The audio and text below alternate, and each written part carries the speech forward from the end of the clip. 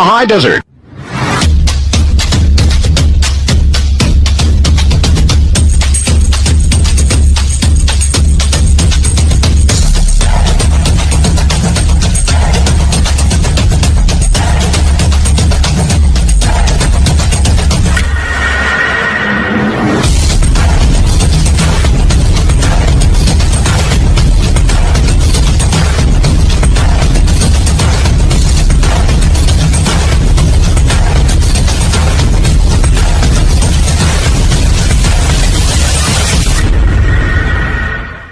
Want to take a ride from the high desert and the great American Southwest?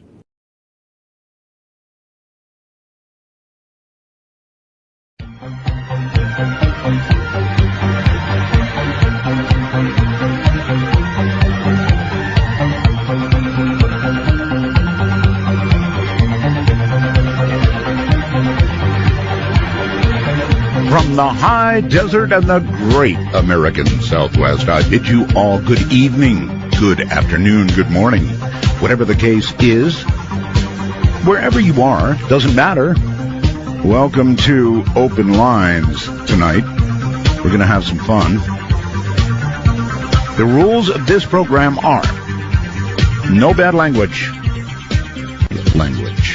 Well, both of them, above all, really. I want to take a moment because it's very, very important. If you have a smartphone, that's right, if you have a smartphone, it doesn't matter what kind, Apple, Android. I'm not so sure about BlackBerry, but I think they probably work. Somebody should call the BlackBerry so I can find out. It's so easy to call us and sound like $1 million. Now, what do I mean by that? Well, if you use Skype on a smartphone, oh my goodness, you really, really, really sound good. You sound like you're right here in the studio. And so what you say carries more authority when you say it. So, here's how you do it. You put Skype in your smartphone. You just go to the store and get Skype. And then once you get it, it is this simple. You go to add contact, not to where you dial a number, but to add a contact. There's a little plus sign in Skype. And you add me. And how do you do that? You, if you're in North America, or Canada, you add me by putting in MITD 51. That's Midnight in the Desert, MITD, it's not case sensitive, 51. And then I'll be in your contact list, and you can press that and dial me. Free. Now, worldwide, it works the same way. The difference is, if you're outside of North America, you put in MITD 55. Again, you go to add a contact, that's a little plus sign in Skype, and put in MITD 55. Then I'll be in your contact list. You can press it, and away we go. All right, before we get started, this is going to be a crazy, crazy show tonight. This is very serious news, I think. North Korea says it is all set for an all-out war against South Korea beginning at 5:30 p.m. That'd be 2:30 here in the morning on the West Coast. This is a deadline that this idiot in North Korea has set for the South Koreans to stop broadcasting propaganda. They've got all these speakers set up, broadcasting all the propaganda into North Korea. North Korea is saying if they don't stop, if they don't dismantle the speakers by that time, it is war. I mean, war. There's already been artillery exchange, that kind of thing. I think the North Koreans aimed at the speakers and missed. Doesn't say much for their smart weapons, huh? Anyway, they missed, and then South Korea fired a whole artillery barrage back at them. And now there is this deadline. And, this maniac in North Korea, you cannot tell if he's serious, but giving a time deadline sounds serious. The U.S. actually suspended the exercises it was doing for a period of time with South Korea because they consider it that serious. So, could be the same old baloney from North Korea, or it could be a war just after I get off the air. Hard to say. The U.S. stock market took a really, really big hit. I think it went about 530 some odd points down. It's bad. Everybody is worried about China. China is driving all of this. Now, oil prices, on the other hand, are going down to about $40 a barrel. So that's the good news. They expect the at-the-pump prices to roughly become $2. That sounds good, right? I don't know about the rest of it, though. The Vatican's chief astronomer says he does not believe that we will encounter any intelligent forms of life from outside our own galaxy anytime soon, especially, said he, when it's so difficult to encounter intelligent life here on our planet. Sense of humor in the Vatican. The father said that, or made an admission, actually, that the Bible is not a scientific book. This is Father Funes, or Funes, F-U-N-E-S. Funes, I guess. Funes, I don't know. Anyway, he says, if we look for scientific responses to our questions in the Bible, we are making a mistake. Now, when do you hear that from the Vatican? My goodness. All right, and here's the big one. This is going to drive a special line tonight. Now, we do have open lines. That means, call about anything. I don't care. It doesn't matter. Anything that you want to talk about is fair game. But the Vatican now says that demon possession is at, quoting here, emergency levels. A top Vatican meeting, demon busters and psychiatrists group warned that more and more people were dabbling in black magic, becoming possessed as a result. Walter Cascali, the spokesman for the International Association of Exorcists, which is now holding its first meeting ever at the Holy See, said last night, the practice of the occult, Satanism, and abnormal things is opening the gateway to an extraordinary amount of demonic activity. They have never, ever seen anything like it. They are saying it is at emergency levels. And this will drive my special line tonight. Other than open lines and anything you want to talk about, what I want to know is the following. Have you made a deal with the devil? I really mean that. Have you made a deal with the devil?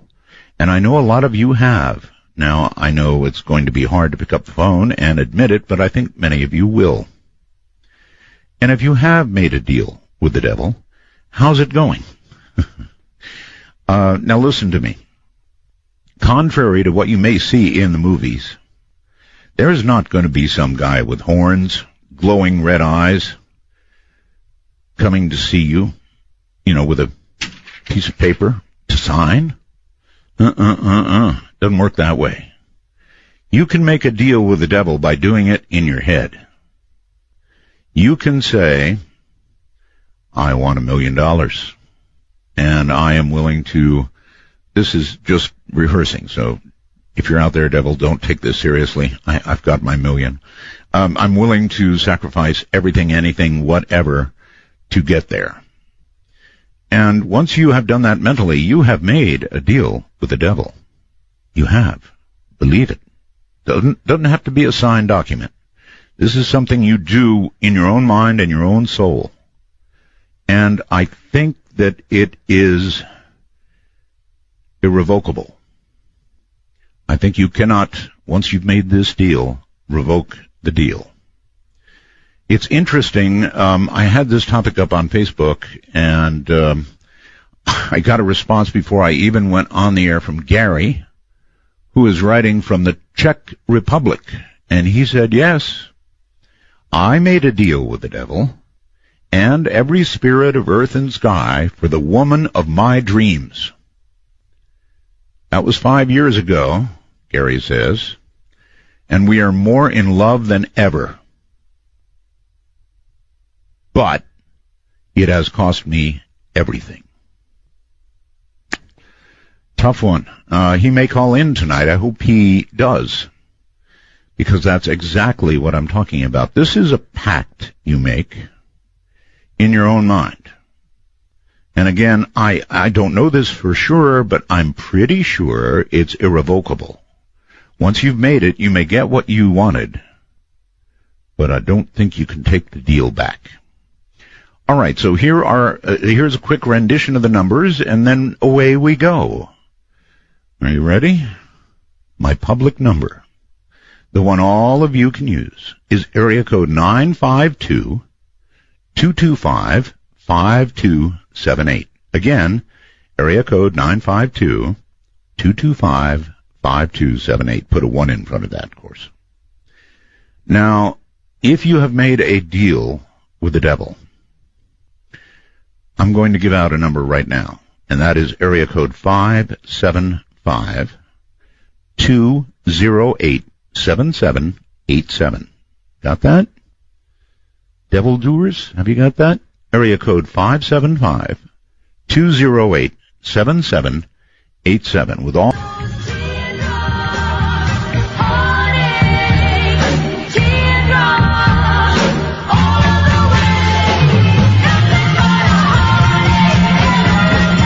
Take a walk on the wild side of midnight. From the kingdom of Nye, this is Midnight in the Desert with Art Bell. Please call the show at 1-952-225-5278. That's 1-952-CALL-ART. This is going to be a wild one, no question about it.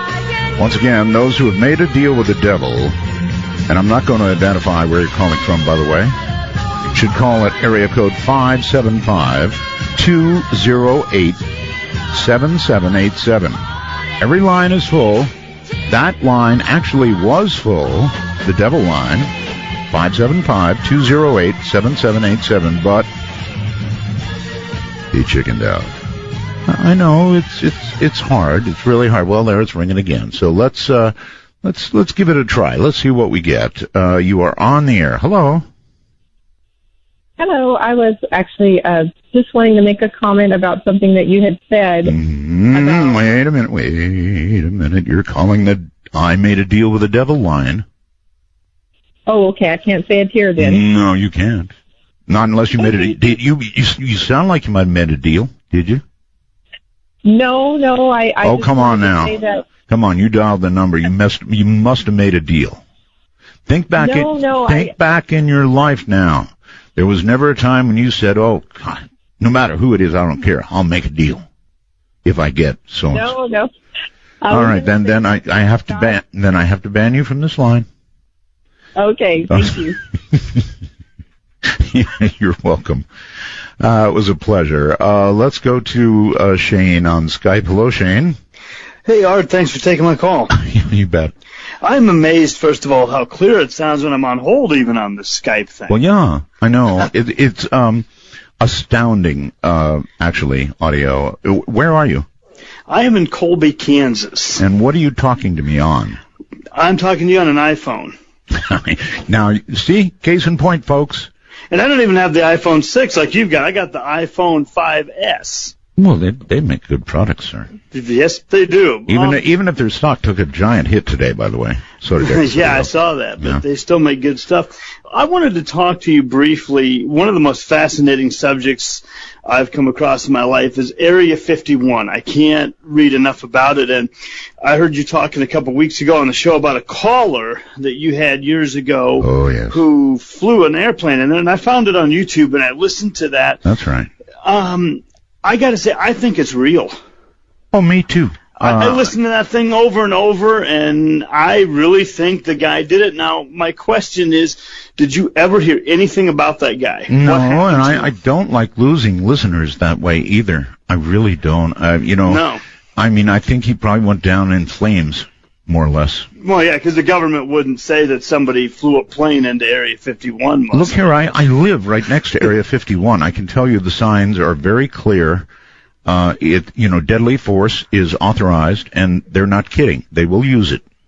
Mm-hmm. One more quick thing. Well, actually, two quick things. One, are you ever going to do a show on Area 51? I'm sure there's no question about it. I will, yes, of course. And then my final question, and Yes. then I'll let you go, is how close have you actually gotten to Area 51? Like, have you gotten to the mailbox that you see on TV Yes. where you can go? Yes, I have And been what there. did you see when you went there? The mailbox. But what did you see when you looked out past that? Well, when you're in Nevada, you see a lot. I mean, Okay. your line of sight is probably 40 miles to 50 miles to the mountains, you know. So, no saucers, nothing like that. Saw the mailbox. Thought about going further and didn't. You know, that sign is really effective. When it says they will use deadly force, they will. And so, you know, you do it and let me know how it goes. I'm not going to do that. Have a good night, sir. Yeah, you too. See you later. All right, this is my I made a deal with the devil line. Hello. Hello. Hi. So, do I have the real thing here? Have you actually at some point made a deal with the devil? Well, I went through a process that I thought was going to do that. I can't tell you with any certainty what degree of success came around from that, but I certainly went through a process, and some very scary things happened as a result of that. So, well, okay. Why did you? Most importantly, why did you decide to make the deal? I don't know. I guess I was very young at the time, and I felt powerless. Mm-hmm. And I felt like maybe this would be an opportunity for me to get out of economic oppression and several other things that I saw as my future at that time. I had medical conditions and poverty and things I wanted to escape. I get it. So, what was your wish at the time? You wanted economic prosperity. You wanted money. Well, in actuality, I had already done a couple of candle magic things that I had learned by purchasing books at a New Age bookstore for money, and that had kind of worked, and a girl, and that had kind of worked. I'd seen some results from doing those repetitive meditative things around that. Right. So the actual request that I had at that time was, I know this is silly, but the ability to levitate another human.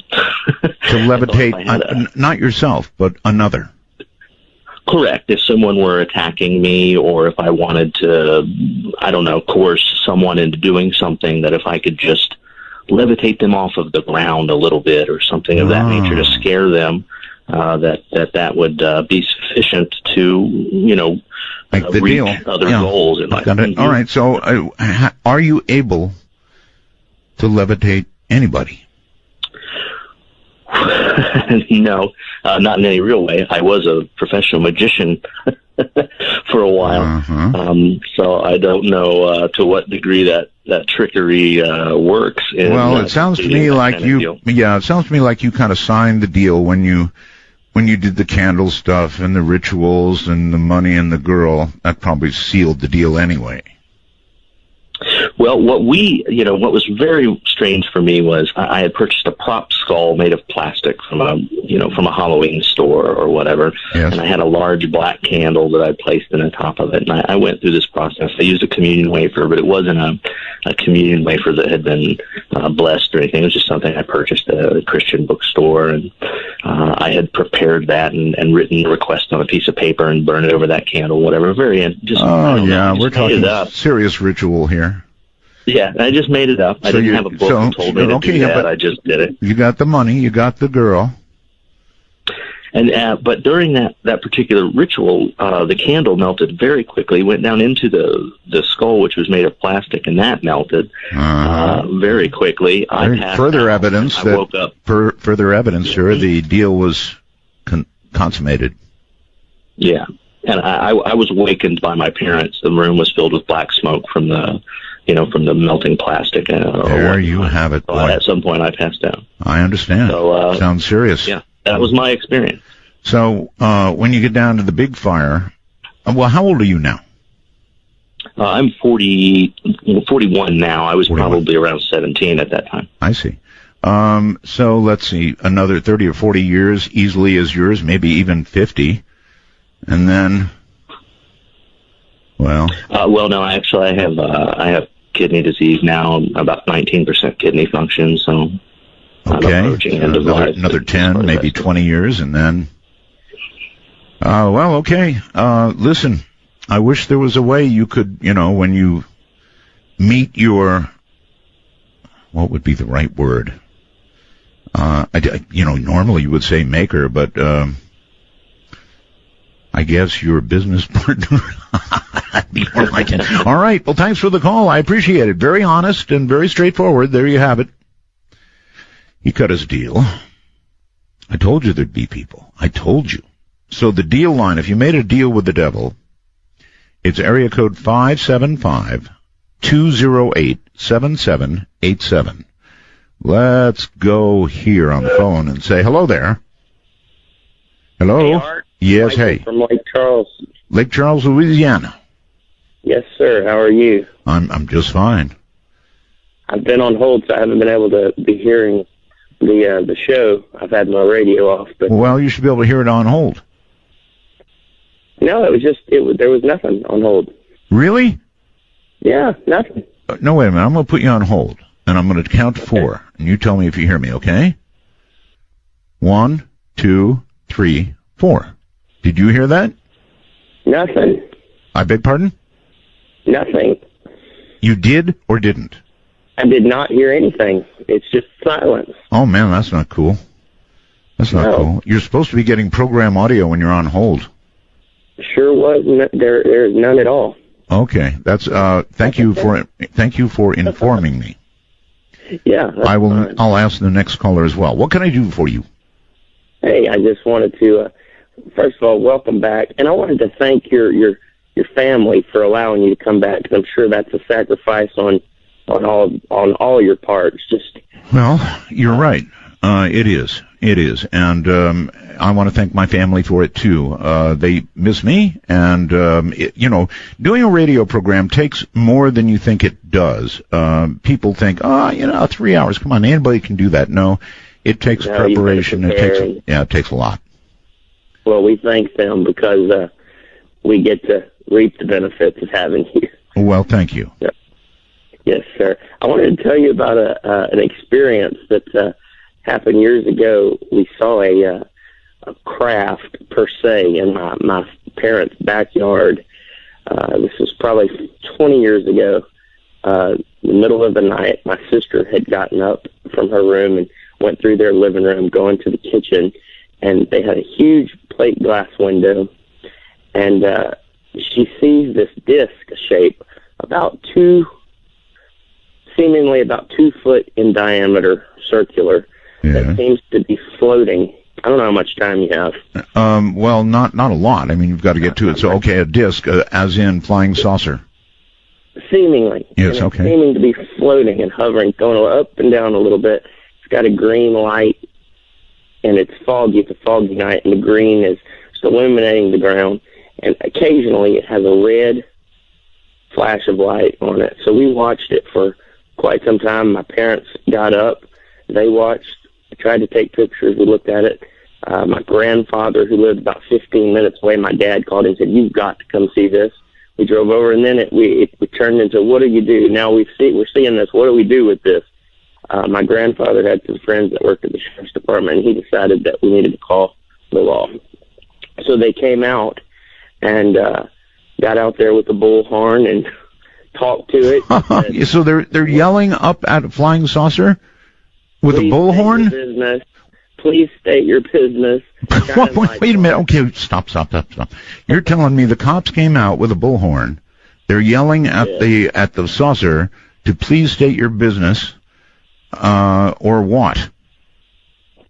They just wanted to know what's going on. Shine a light on it. And let me fast forward, because I know you're short on time, all the way to the end. Did they draw their guns? No guns were drawn, but by the end, Wildlife and Fisheries was dispatched to remove their mosquito trap that they had placed on my parents' property without permission. You're telling me that's what it was? That's what it turned out to be. Oh, good Lord. But everybody was up all night long, and it was a fun night. Yeah, I'm sure it was. All right, thank you very much for the call. And the story that I thought went somewhere, and can you imagine? Come down now or we're going to shoot. On my I Made a Deal with the Devil line, you're on the air. Hello. Hey, Art. Hey. It's Lewis from Well, you don't have to say where you're from, Lewis. You did make a deal with the devil, right? I did make a deal with the devil when I was younger, when I was around 21. I'm kind of embarrassed, but That's all right. I wanted a lot of sex with women. How's it gone? It went very well. I had sex. Lots and lots women. of it. Really? Lots of it. You made this deal at what age now? I was 21 years old, Art. 21? I'm embarrassed to say. No, it's all right. I understand. Sex is a very strong, I guess compulsion would be the right word. And so you basically said, look, you give me all the women or whatever women I want, and I will give you my soul. Yeah. What? Absolutely nothing. Yeah. What?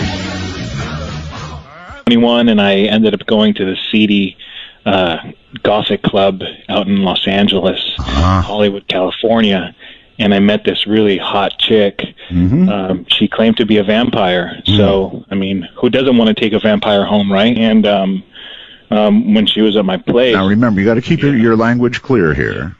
Yes, sir, of course.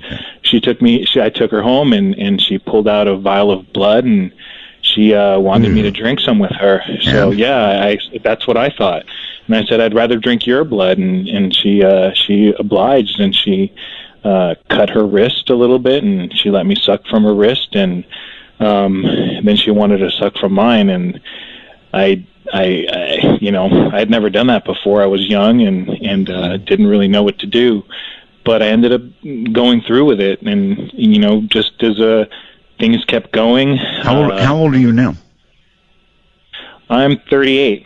38. I'm old. 38.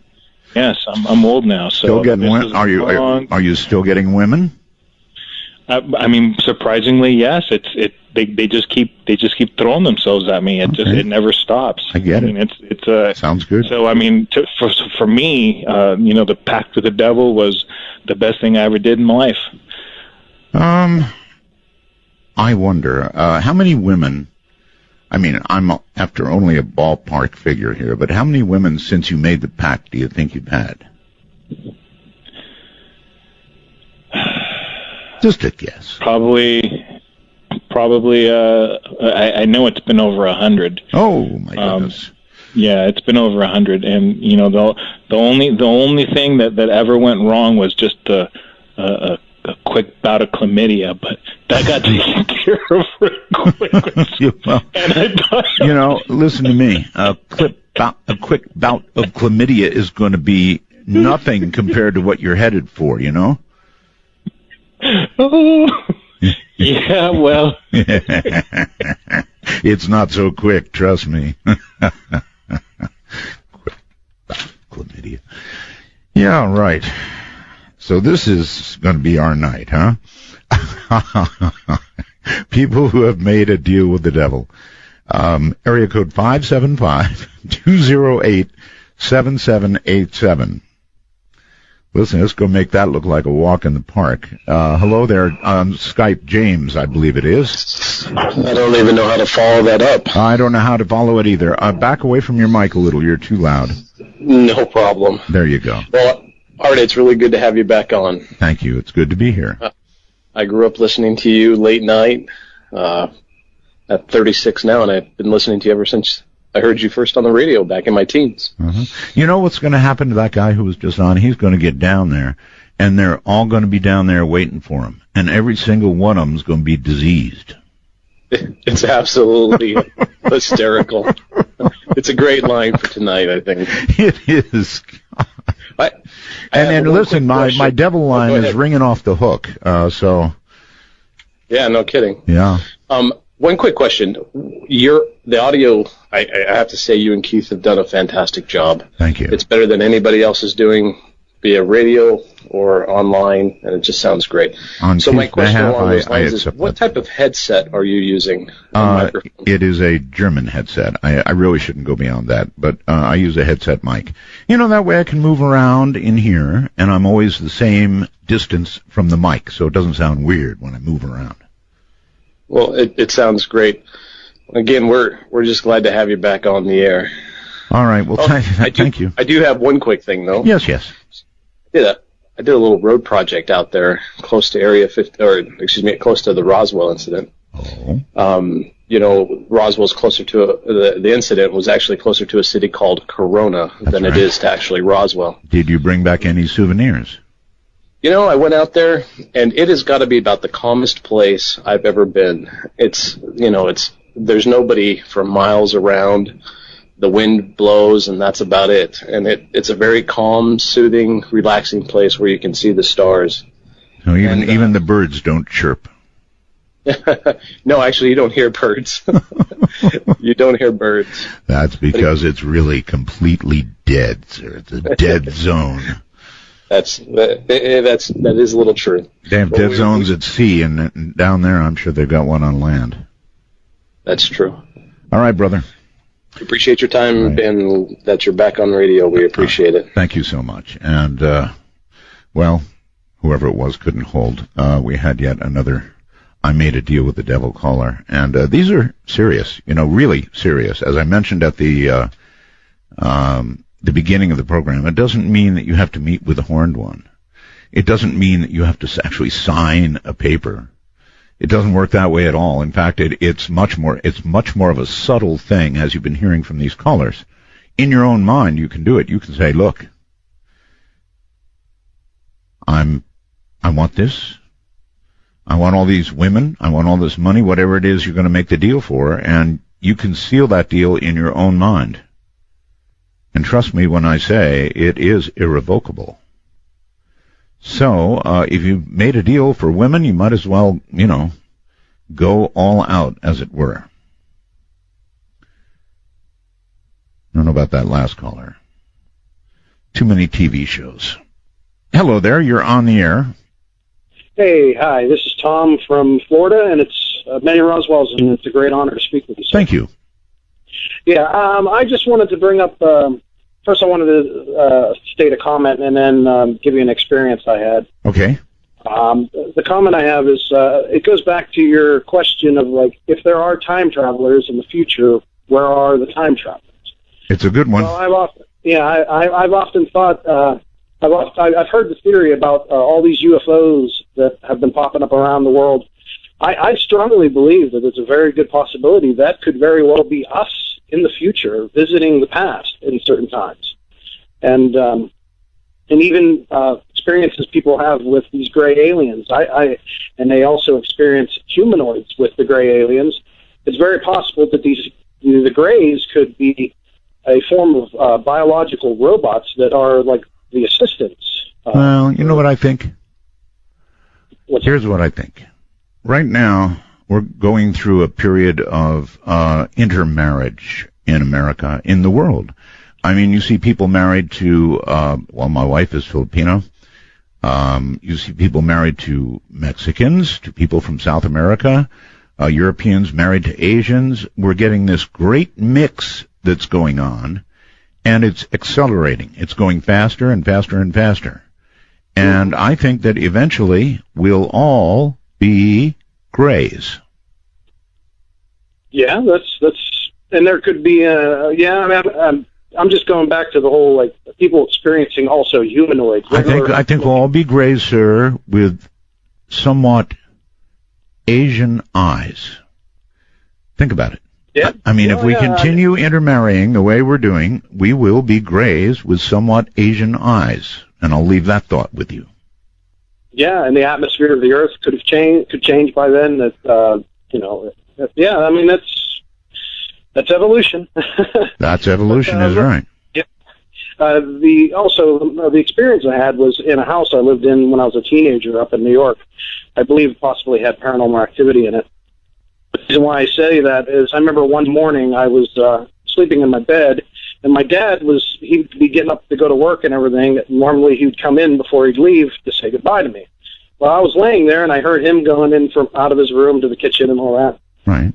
And the door, like, I had my eyes closed, but it seemed like the door to my room opened, because you know how you can sometimes see even with your eyes closed, you can see the room brighten up a little bit? Sure. Yeah, I got that sensation, and I looked over at the door, and I saw a shadowy figure of a man who I thought was my dad, but I didn't really see features of him.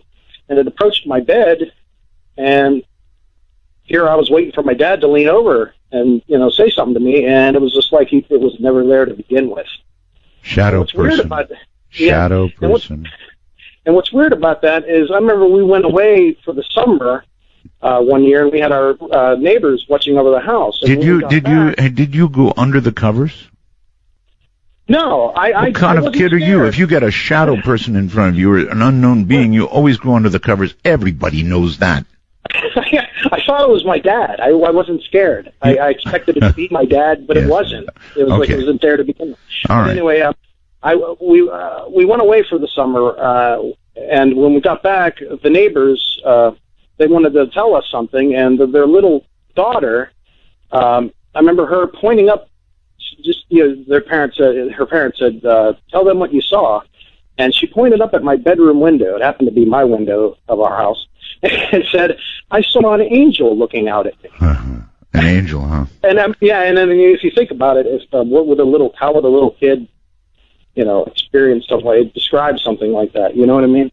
It just gave me chills, and there were other little things that happened. It wasn't. Well, that one's not so bad. An angel is good. Unlike when I go to this line and I meet somebody who has made a deal with the devil.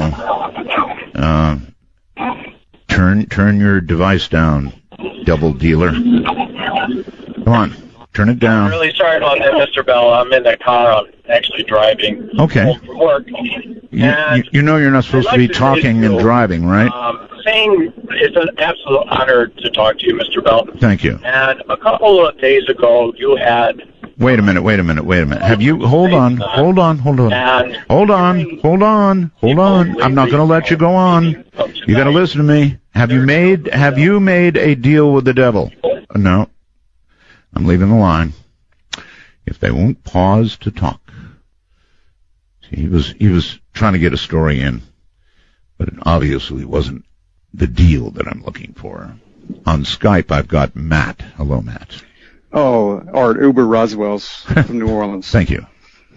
How's New Orleans, by the way? I want to tell you about 10 years ago this week, I was listening to you as Hurricane Katrina approached. I believe you were talking to a friend of yours that worked at a Lake Charles station. Right. That you hunted tornadoes with. Yeah, that would be Lynn Whitlake. Exactly. Something I relate very much to the storm. Just hearing you, I guess, probably a few hours before the storm hit, but it's kind of funny that, Danny's kicking up out in the Atlantic right now, almost 10 years to the date when Katrina... Currently Category 3, but nothing to be concerned about. It's going to run into a wall of dry air and dump a little bit of good rain on Puerto Rico, and that'll be about it. Yes, well, that would be a great outcome for everybody. I had a question, Art. I wanted to know if you were going to have possibly Michio Kaku on in the future, one of my favorite guests you've ever had. Oh, yes.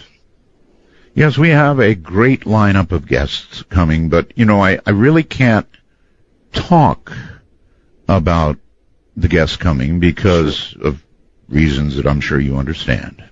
Sure, and I was just curious. I've always been a real big fan of Neil deGrasse Tyson, and I know he's never been on your show, and I was wondering, is there a reason for that, or do you have plans to maybe get him on in the future? I have plans, yes.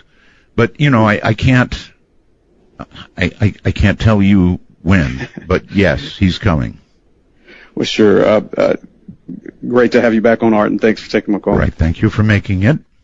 And again, if you have made a deal with the devil, then, and while I appreciate your well wishes and everything, this is only if you made a deal with the devil. Otherwise, do not call this number. I mean, who knows? Think of it this way. The devil might be out there right now. And if he is, and he knows you trying to call that line, he might assume you're a candidate for a deal. Trying to put you off a little bit. So if you made a deal with the devil, it's area code 575-208-7787. Special number 575-208-7787, but only if you made a deal with the devil. That's all. All right, let's go to, I don't know, let's go up here and say, hi, you're on the air.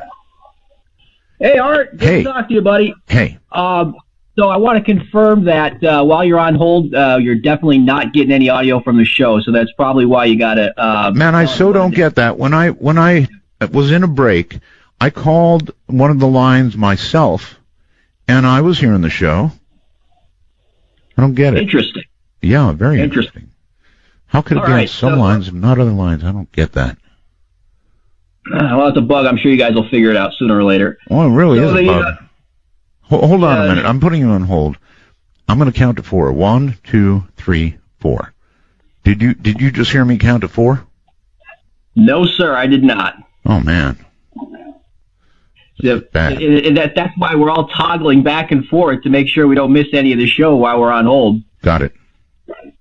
So I had a couple of comments about a show you had earlier in the week. You had Joe Rogan on, and I caught the tail end of that when he was talking about his sensory deprivation chamber or tank. Right. And then you had David Sarita on immediately after that. And one wonders if David has his own sensory deprivation tank, because some of that stuff he was spouting off about, I almost pulled the rest of my hair out.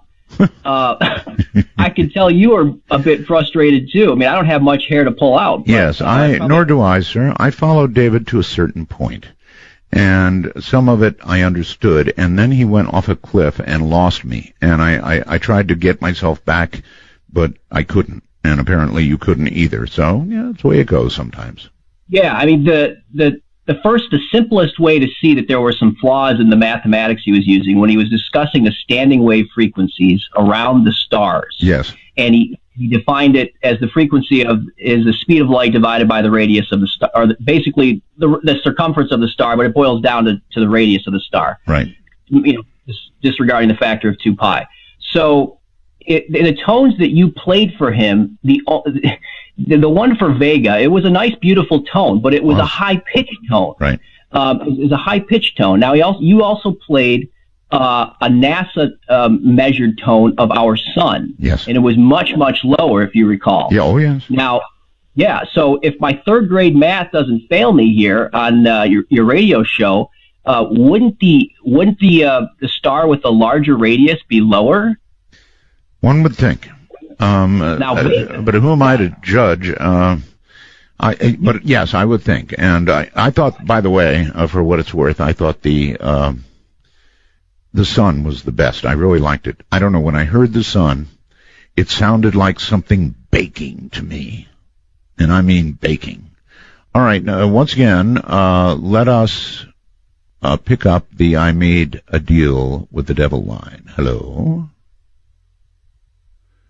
Hello there. Well, yes. Hey, I made a deal with the devil. You did? Yes. And how long ago? You sound young. How long ago did you do this deal? Oh, this is very recently, Art. I'm only 23 years old. 22.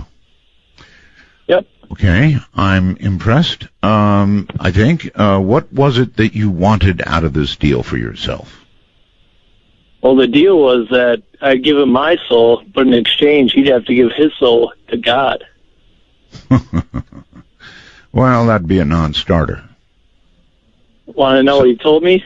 He probably told you to go to hell? He told me to get the heaven out of hell. Yeah, come on now. You didn't really make a deal, did you? No, that's all. You're another faker. Back on the air. Yeah, I'm glad you're glad. Thank you. I do appreciate it. But, you know, I want people that made deals. Hello there. Did you make a deal with the devil? Hello, Art. Hello. Yes.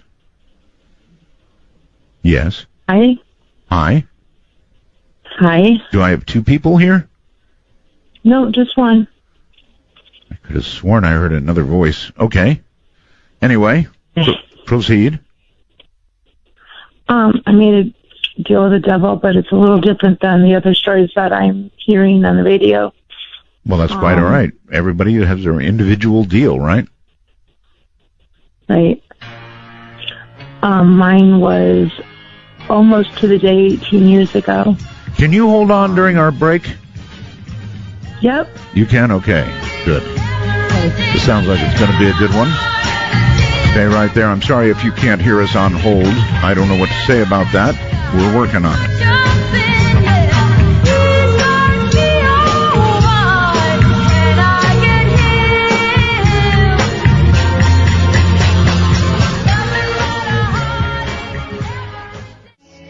Very much look at us, but do not touch.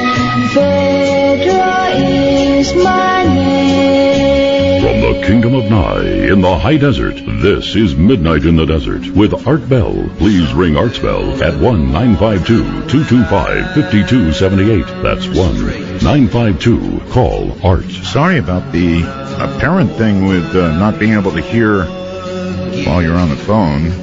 Definitely should be able to hear. It's ridiculous. So we will get that solved. Let me try something. I wonder if I push this.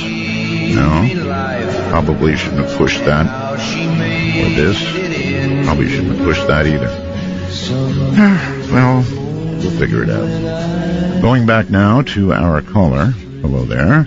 You were telling us you had made a deal with the devil, right? Yes.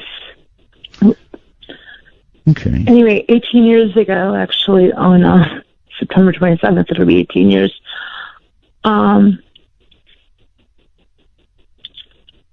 I was in the middle of childbirth, and it looked like neither of us were going to make it, and I'm not a religious person. I just remember as they were, all the medical teams were rallying around and doing everything they could. I just said, anyone, you can have whatever you want. You can have my soul. You can have any part of me. Just say it's this baby. And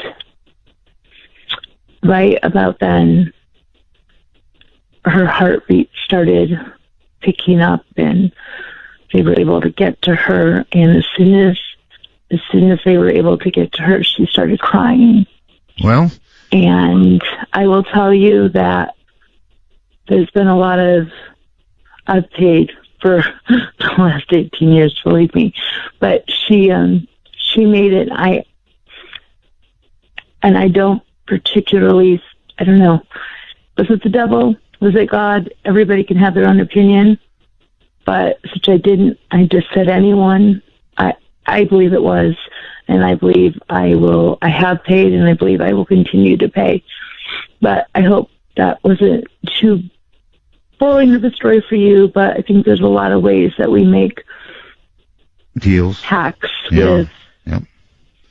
Well, in that case, I mean, it really, even though you didn't specifically make the deal with God, in that situation, I'd sort of give you the benefit of the doubt. So you're probably all right, but you did specify anybody, huh? Yeah, I didn't care. I'm sure you've not been in that situation exactly, but... No, I certainly have not. Yeah. Nor do I look forward to it. Anyway, I think you're all right. That's my pronouncement. I think you're probably okay. Okay, well, I didn't even know who you were until like a week ago, so... Really? How did you find me? Really, my boyfriend, I guess, has been listening to you forever. I see. And so now, every night, since you came back on, you're infected. You're played until I fall asleep. I see. All right. Well, listen. Anyway, I hope I didn't bore your listeners too much. No. Thank you. No. This way, when you pass on, you'll be surprised. Yeah, and not everything in life has to be about sex, just so your listeners know that. Well, there was another caller who thought that it did.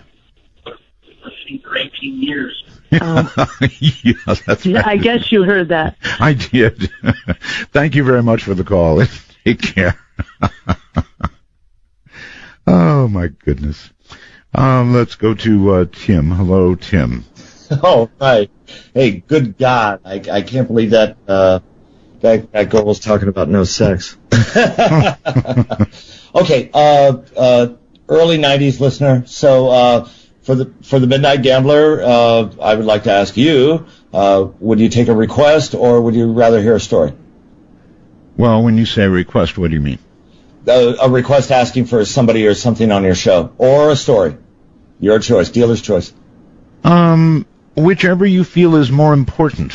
Oh my gosh. You're the caller. You know what, I bet you get so many things anyway. Okay, here's the story of 444. Okay. Two of my friends I live in Los Angeles. Yes.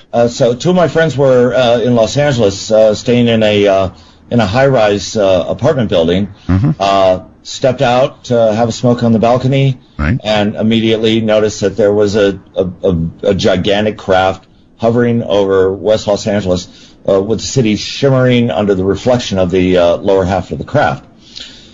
After this occurred, both of them noticed a very interesting thing, was that the number 444 always came up. And we can understand how you could make that happen in your mind, you know. But it was very interesting how this strange number 444 kept coming up with them, whether it was page numbers, things like that. And after they told me that story, now I know this one, where I think their original one's real. You know, it's a real situation. But here's the funny thing about the human mind. Yes. They told me that story, and then I think I put that into my own mind, because after that story, I started noticing 444. You know, I'm like driving by the hamburger place. Yeah, but this is just a psychological thing. Yes, I agree. If I talk to you about 1111, you're going to see it everywhere, you know. Absolutely, but I still think it's kind of a funny story. And just before I go, I'd like to say that I really appreciate the hard work that you do. Okay. I know that it's hard work. 444, thank you. Take care. Yeah, that's such a line of, that's just psychological garbage, I think. I'm sorry. I know they have people that talk on just about numbers, right? Numbers people. What absolute hogwash. Hogwash. Hello there. You are on our I Made a Deal with the Devil line. Yes, sir, Art. How are you? I'm very well. You really made a deal with the horned one. Yeah, pretty much similar to the other guy you had on that about the sex thing. Yeah, I'm sure that the sex thing is very, very common. I know that, when you're in your early 20s, for example, the hormones are raging, actually, way before that. I imagine a lot of 16-year-olds made that deal. Yeah, it's weird that you have this topic tonight, because just yesterday I have subscribed to you, like, on YouTube. Yes. Art Bell, and I was listening to all your conversations with Father Malachi, and it was kind of like weird. I started thinking about this. I haven't thought about it in years, and. So how old were you when you made the deal? About 20, 21. Okay. How has it gone since? Well, actually, there was a lot of, I've had my share, that's for sure. But it's kind of like with a curse, because there was all kinds of, drugs and alcohol involved. Oh, yes. Mental health issues. Oh, yes. We got that from the other caller, too. So, do you at this point, do you regret the deal, or do you look forward to a continued life of debauchery? Well, I'm 60 now, so hopefully I just turned 60. So I'm 70. Well, yeah, but I'm not. I still look forward. Knocking it, but yeah. So do I. But it's just that Yes. Well, I'm on Social Security now, so and you're on Social Security at 60? Yeah, I get. I was unable to work. It took years. Well, because of, like I said, the mental health issues, the depression. Yes. Okay. Well, so you're still raging away with the women, eh? Well, not really, but it is. Well. Well, in that case, then you have only to look forward to payment time. Well, here's the thing. When I was listening to the, like I said, the thing with Father Malachi Martin. Yes. I mean, I was a Catholic. I am a. It doesn't matter. You made a deal with the devil. Born again Christian. Yeah, I know. But doesn't matter what you are. No, irrevocable, sir. Irrevocable. Right? You hear me? Irrevocable. I hope not. Oh no, irrevocable. No. You can't at 60 years old go back and think about all those women you had, and I know you had many because I can hear it in your voice, and not know that you're going to have to carry through with your deal. Well, I'm not going to do it. Oh, you don't think so, huh? All right, fine. Well, thank you for the call, and good luck. Why would somebody call me with a name like Joe Stalin? Joe, hello. You're on the air on Skype. Is your name really Joe Stalin? Is this me? Are you Joe Stalin? No. Why does your Skype say Joe Stalin? Well, he's got a good mustache. Yeah. This is such a pleasure to speak to you. It sounds like, oh my goodness. I've been listening to you. Let me tell you how good the audio is. I can hear a dog barking way in the distance. Yeah, and I keep telling that dog to be quiet. Mm-hmm. It keeps me up at night. No, it really doesn't. You can make a deal. Art. Yes. I did make a deal with the devil. You did? I absolutely did. Oh, God. By the way, I'm Jared from Salt Lake City. Maybe I should say, oh, goodness. When did you make the deal, Jared?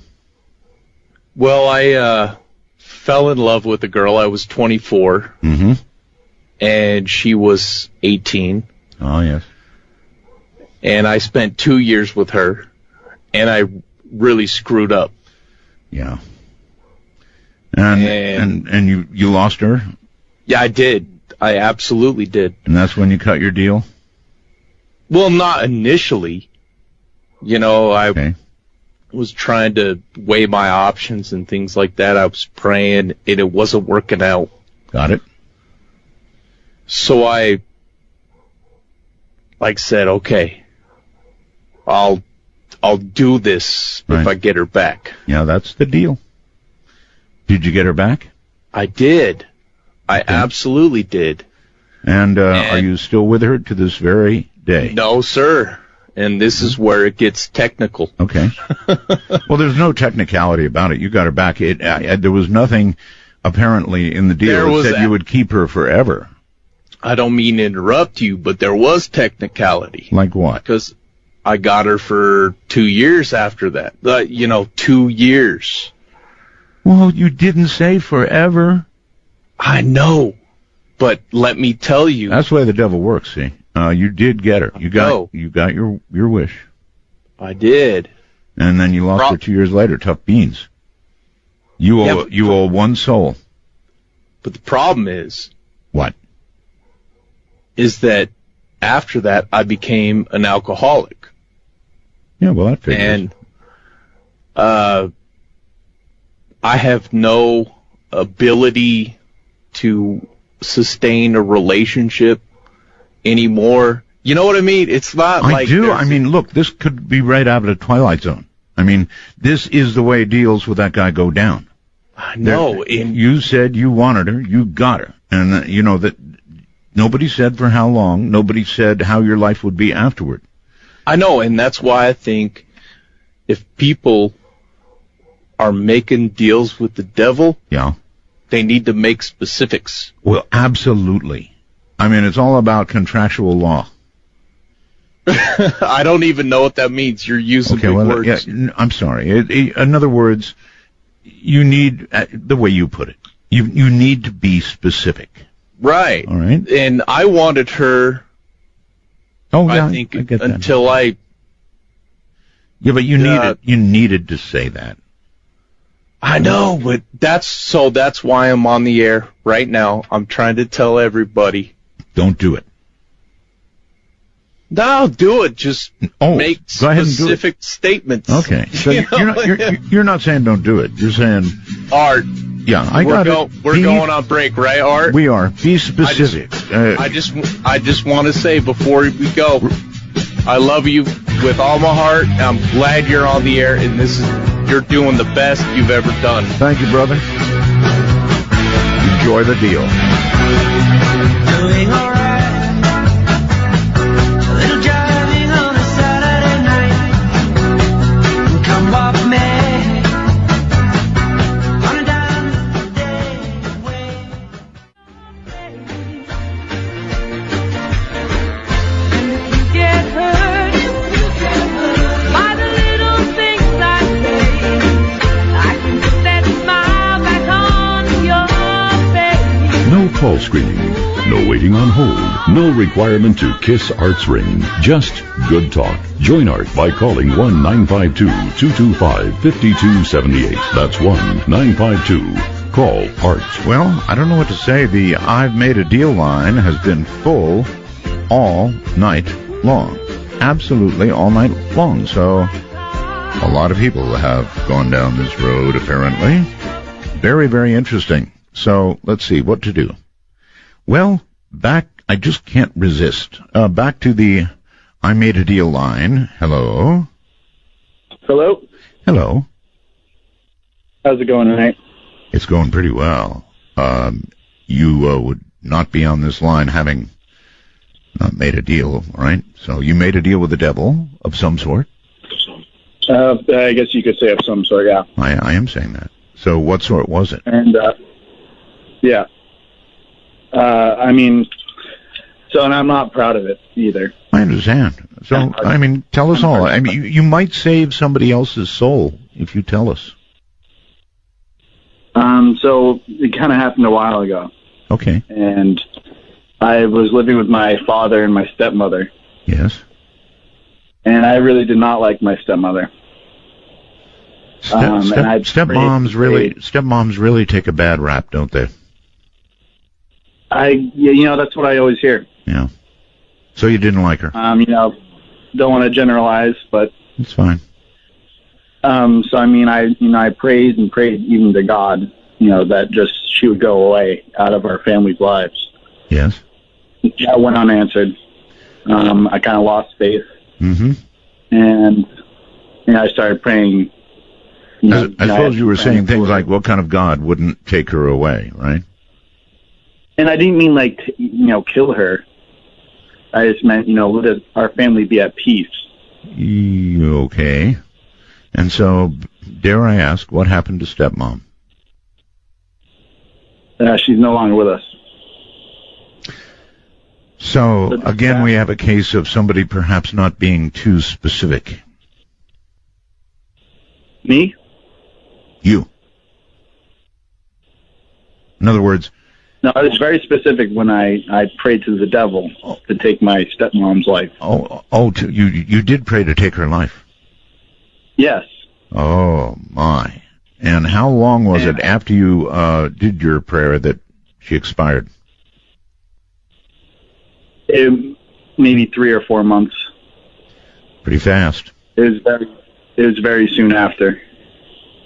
Wow. And it was a car accident, and I wasn't in the accident. And I bet when it happened, you knew right away. I did. Yeah, I was shocked. I couldn't even. I was almost catatonic for a while. Mm-hmm. So, this was how long ago, roughly? This is precisely 3 years ago. 3 years ago. Okay. Right before Christmas, actually. So, how are you feeling about all of it now? Guilty. Yeah. Well, but also at the same time, I'm relieved because. Well, yeah, I get that. I didn't like her. Well, right. And, an apparent success, and I don't know, this is going to set up a model, I'm afraid, for other people. Yeah. I mean, I don't want to. Yeah. Do you have any advice for anybody else who might be considering a deal like the one you did? I mean, it goes back to, be careful what you wish for. Even though I got what I wanted, it kind of haunts me. And I feel like I'm... Kind of? Well, I mean, this is hard for me to even talk about right now. I understand. But I said kind of. I mean, of course it haunts you. It's probably something we do every day now. Any ideas, any thoughts on what it's going to be like? I mean, for you. Going forward? Well, going... Afterlife? Going down. Yeah. I don't even want to think about that, really. I wouldn't want to think about it either. I did a story, it was a number of years ago. This would be such a good life lesson for you if I could possibly find it. See, I can actually stand up and walk around in the studio. You're hearing me just fine now, right? Yeah, I can hear you loud and clear. Okay, cool. Oh, let me see. Do I have time to do this? Yes, I do. The Russians, many years ago, actually dug a hole deeper than mankind has ever gone before, and they dropped a microphone in. I've got a wire story to back this up that I can't read right now. It was in Siberia, actually, to be honest with you. Yeah. They dug a hole, and they lowered a microphone down into the hole, and here's what they heard.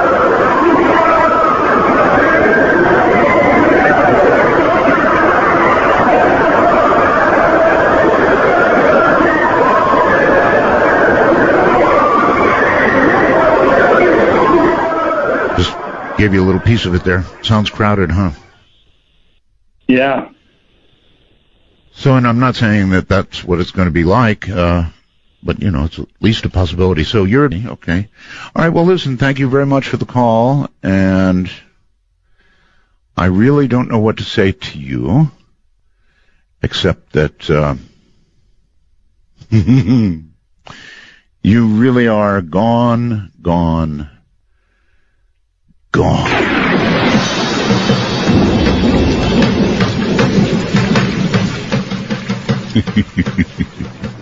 That's not a break. Not just yet. Just wanted to get a crash in there for you. All right, let's go to Jason, I believe it is, on Skype. Hello, Jason. Hello. Hi. Hey, I'm a big fan. Thank you. I just wanted to know if you'd seen a movie called, it's a time travel movie called About Time. Oh, why doesn't that sound familiar? The premise? Basically, a family has the ability to time travel, and I guess like when the male turns 18, his dad tells him that he can go back in time. Huh. It's really good. Came out like maybe 3 years ago or so. Right.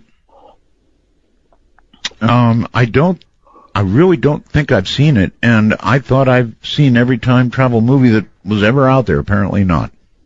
It's really good. It's not, super sci-fi. It's more like it's a romantic movie, and tells a good story and everything too. So real good movie. Right. Well, there was also another romantic one called Somewhere in Time. You know about that, right? Yes. Christopher Reeves, Jane Seymour. Man, what a movie. Yeah, I haven't seen that in a long time. There's something so utterly, incredibly romantic about the possibility of travel in time. I love it. I absolutely love it. Anyway, appreciate the call. Also, a guest suggestion. Yes. I know he has his own show, but are you ever going to have Richard Hoagland on with you? Oh, sure. Okay. Sure. The real problem, of course, is that I'm on for 3 hours, and then Richard follows with 2 hours after that. So if I had him on, he'd be on for a total of 5 hours. he could probably talk about 24 hours straight. So Richard can do that. It's true. Have you had an opportunity to sample his show yet? Once or twice. So I'm on the East Coast, so that's like 3 a.m. I'm about done at that point. So right. Well, that's why we have Richard has a $5 subscription, and he dispenses a very great deal of wisdom and science. It's really actually quite a good show. It's a different Richard Hoagland than you're used to. Let me put it that way. Oh, okay. Well, yeah, I'll check it back out. I mean, don't get me wrong, still the same Richard Hoagland, but different because he's more relaxed, and it's just really a cool show. Check it out, all right? I will, thank you. All right, well, this time it is a break, so here we break. That line is just ringing and ringing and ringing. Oh, people. They turned black, the sky ripped apart. Rain for years lit up my heart. Cracks in the leaves, the floorboards could rot. Clouds go down.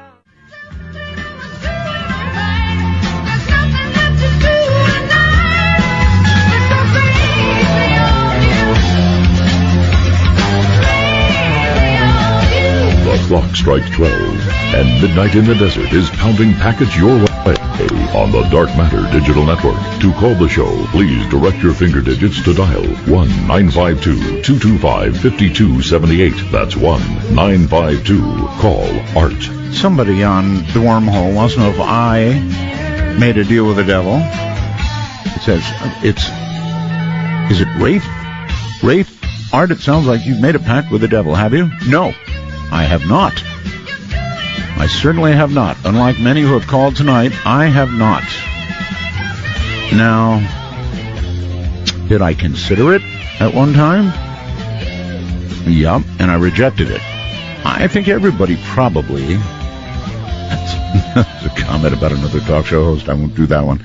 I'm sorry about the hold, the no show on hold thing, folks. We've got so much to do, so let me go overseas and say hi to Mark. Yeah, hi, Art. Who's been very patiently waiting. Where are you, Mark? Yeah, hi, Art. This is Mark in Bern. Not only did I make a deal with the devil, I made a legally binding contractual agreement with the devil. Oh, my God. Well, that's the wrong expression, too. I was married to her for 18 years. You were... sneaky. So it was now an ex-wife. An ex-wife, exactly. Mm-hmm. And I don't wish that upon anyone. No, and actually the suffering that will go on for possibly the rest of your life will be just as deep and as bad as you might get otherwise.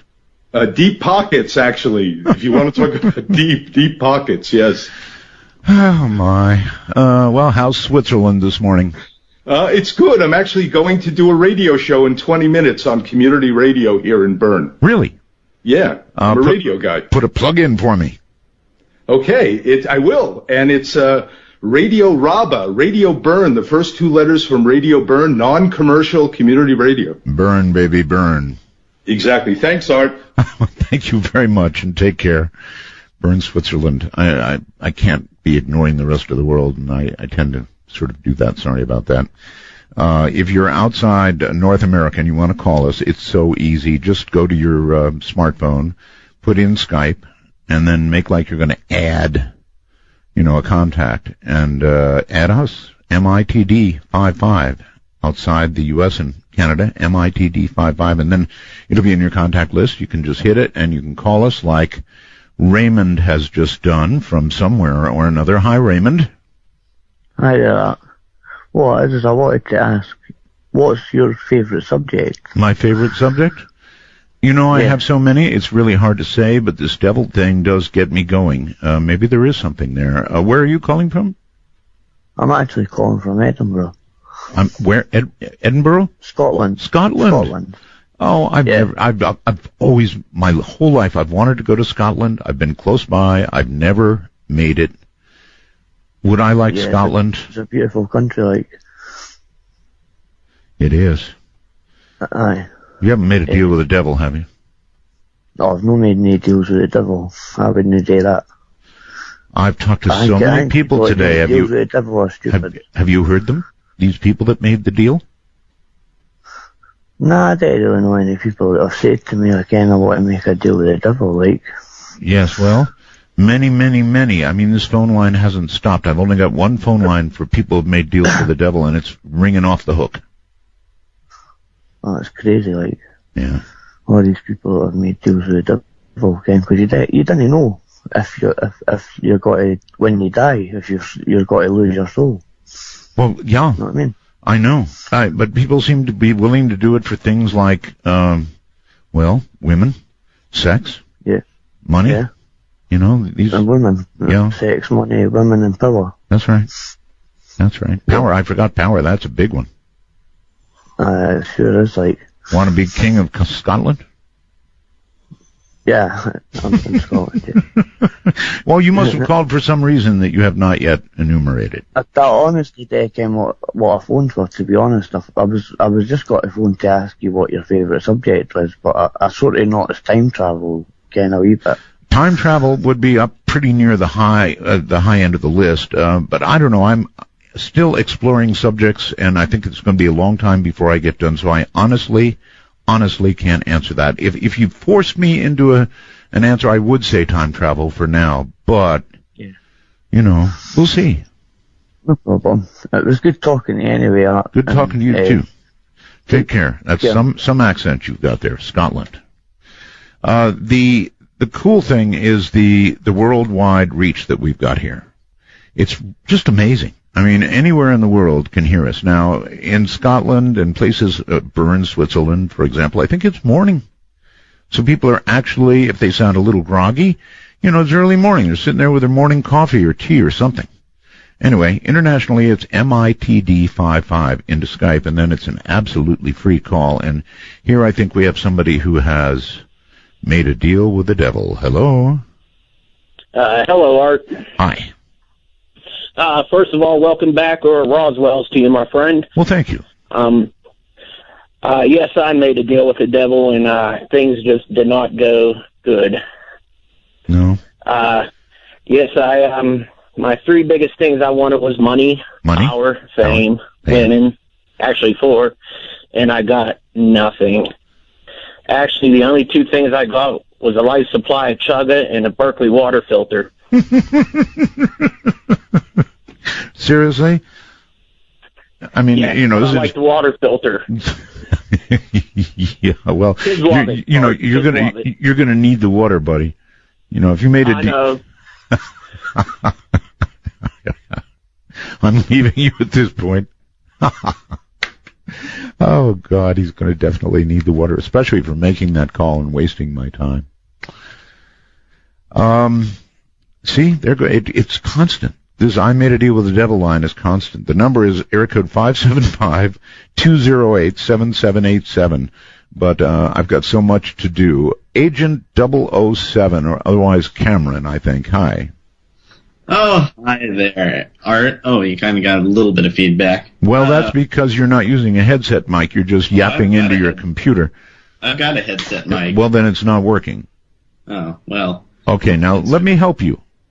See? I might be able to help you, and then I can help everybody. So what you do is you go up to Tools. You see Tools? Well, I tested this when I used the... Actually, you know what? You're sounding a little better now. There, fix the volume. That's usually what it is with this. Okay. All right, good. Go ahead. First time, or long time listener, first time caller. No, just kidding. Everybody hates that. I'm up in northern Idaho, and we're surrounded by fires.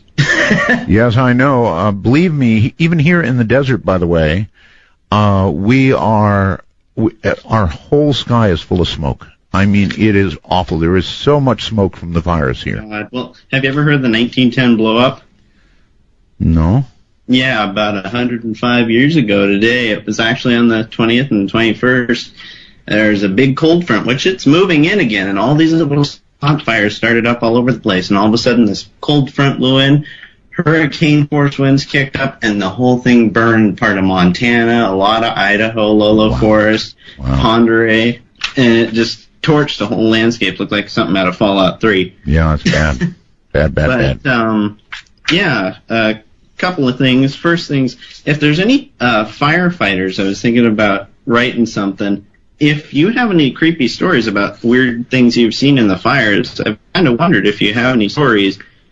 And another thing, you're enamored with time travel, aren't you, Art? I am, yes. Are you into animated things so long as they're actually pretty entertaining and kind of serious? Not like Simpsons, but yeah, I guess so. shows. Why, you want to send me something? Well, I was wondering if you've heard of a show called Steins Gate that kind of plays off of the John Teeter thing. I have not. Yeah, it's based off of a visual novel, but if you have some time, I suggest that you look up the show, and it's Steins Gate, all run together, and between the two words, there's a semicolon. It's kind of an interesting thing. All right. And also, one more thing before I let you go and stop wasting your time, I want to say hello from X, Paranormal World. You ought to visit sometime. I host the thread every night. All right. For your show. Oh, really? During the show? Okay. Well, thank you very much, and I certainly appreciate your call. Let's go overseas. I've been ignoring them. I know. I'm sorry. Matthew, I think it is. Hello. Hello. Hi, Matthew. Yeah. Well, I've been trying to call your, devil line, but that seems to be completely filled up. Well, no. Wait a minute, Matthew. Where are you? Where am I? Yes. I am from a small little town, Kingsbury, California. Oh, Matthew, you're on my international line, so I'm going to have to ask you to call. I'm sorry, Matthew. Really, I am. I have to enforce that. If I don't enforce it, everybody breaks that rule. So you're going to have to use the 51 line. 55, MITD 55 is, it's for people outside the country, right? In the rest of the world. And it's not easy for them to get through, especially through the rush of people calling from North America. So that's why we set it up. And if I don't enforce it, then they won't be able to get through. It's just that simple. But I appreciate the sentiment. I do. Mike, hello there. You're on the air. Wait a minute, Matthew. Where? Mike? Yes, sir. How am I sounding? Great, actually. Oh, good. Okay. I've got an update on a story that I told you 2 years ago on Dark Matter about a house I was brought home to from the hospital when I was born. Okay. Let's see. Where should I start? Well, my parents lived in a house that was probably possessed by the devil, and there was a room upstairs that could be very hot in the winter, or in the summer, it could be very, very cold. And let's see. So they went and got some holy water from my very Catholic grandmother over in Illinois. Right. And my mom's mom, my maternal grandmother, went upstairs and sprinkled the holy water on the door. And it shook. The door shook? The door shook, she said. Visibly? I mean, like... I don't know. I was one. I don't remember a thing. This is a story I was told by my parents, and I'm pretty sure it's true, because they were freaked out and moved out the next day. Mm-hmm. Well, as an update to that, I'm now in a happy relationship with my girlfriend, and we have a baby, a 3-year-old. A 3-year-old. And she actually told me that she lived in that house. And everything is fine. Everything is fine now, but the weird thing is that when she lived there, because I asked her tonight, I go, when you lived in that house, did you see anything weird? She goes, yeah. She goes, we could see Jesus in the wall, in the paint. And everybody that come over could see Jesus in the paint, too. Well, maybe somebody had a picture of Jesus up and tried to paint over it and didn't succeed. I don't know. Maybe either that or it really was Jesus. Who knows? It could be. Well, hey, thanks for taking my call, and Roswell's and Braps from Belgab. Okay. Belgab, all right. Belgab is a site that follows this program to some degree or another, full of unusual people that I have described as vaguely lovable. Sometimes they're fun, sometimes they're mean. However, the one observation I would make about Belgab is, for the most part, it has more intelligent users than you will find on most boards. That's not to say they don't break out into, like North and South Korea fights occasionally. Speaking of that, you're going to want to keep an eye on that tonight. It really looks like something is going to happen in the Koreas, or very well may happen. It'll be about 2:30 in the morning Pacific time, or just a few hours from now. So that bears watching, because the idiot in the North has laid down a deadline, and he says either the South Koreans stop with the speakers or he's going to blow them to bits. All-out war, he says. So you definitely are going to want to keep an eye on that. It's pretty scary stuff, frankly. We have, 35,000 Americans there? Serious stuff. Hello, Michael. You're on the air. Start? Yes. Extinguish your instrument, please. By the way, while he's doing that, if anybody thinks they're going to call up and say a bad word on the air, it doesn't work. I've got a 7-second delay, so you're wasting your time. Okay. You all set? You got to turn it off. Mike? Art, I'm trying to call you, but I'm hearing the other broadcast. Yes, Michael, that's because you've got to turn the other broadcast off. Okay. One comment and a question. Yes. First comment, I'd like to ask everybody to become a time traveler, because you've worked so hard to keep this thing going. Thank you. And my second question, I've always wanted to ask you this for many, many years. Yes. When you were in the Union Plaza, yes, you were broadcasting from there, and the he's having a hard time because he's got his radio still on, right? No, my radio is off. I can hear it. Anyway, now I can hear you. The Union Plaza, yes. At the Union Plaza. Yes. At that time, it was run by the mafia, right? Wrong. Well, look, let me put it this way. It was Jackie Gong's Union Plaza. I have no idea if the mafia was involved at any point. However, let me comment a little bit on the mafia while we're on the subject.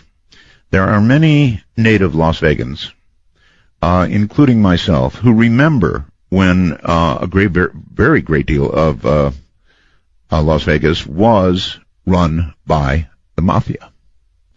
And frankly, it ran a lot better than it does now. And by that I mean there was less crime. It wasn't tolerated. The price of committing a crime, many times could end up being a lump in the desert. We have a lot of lumps in the desert. As you drive along, you'll see a lump here and a lump there. Sometimes those are people who, cheated in years past. So the mafia was not in totality a bad thing in terms of Las Vegas. Now, since we have become law-like, since we have,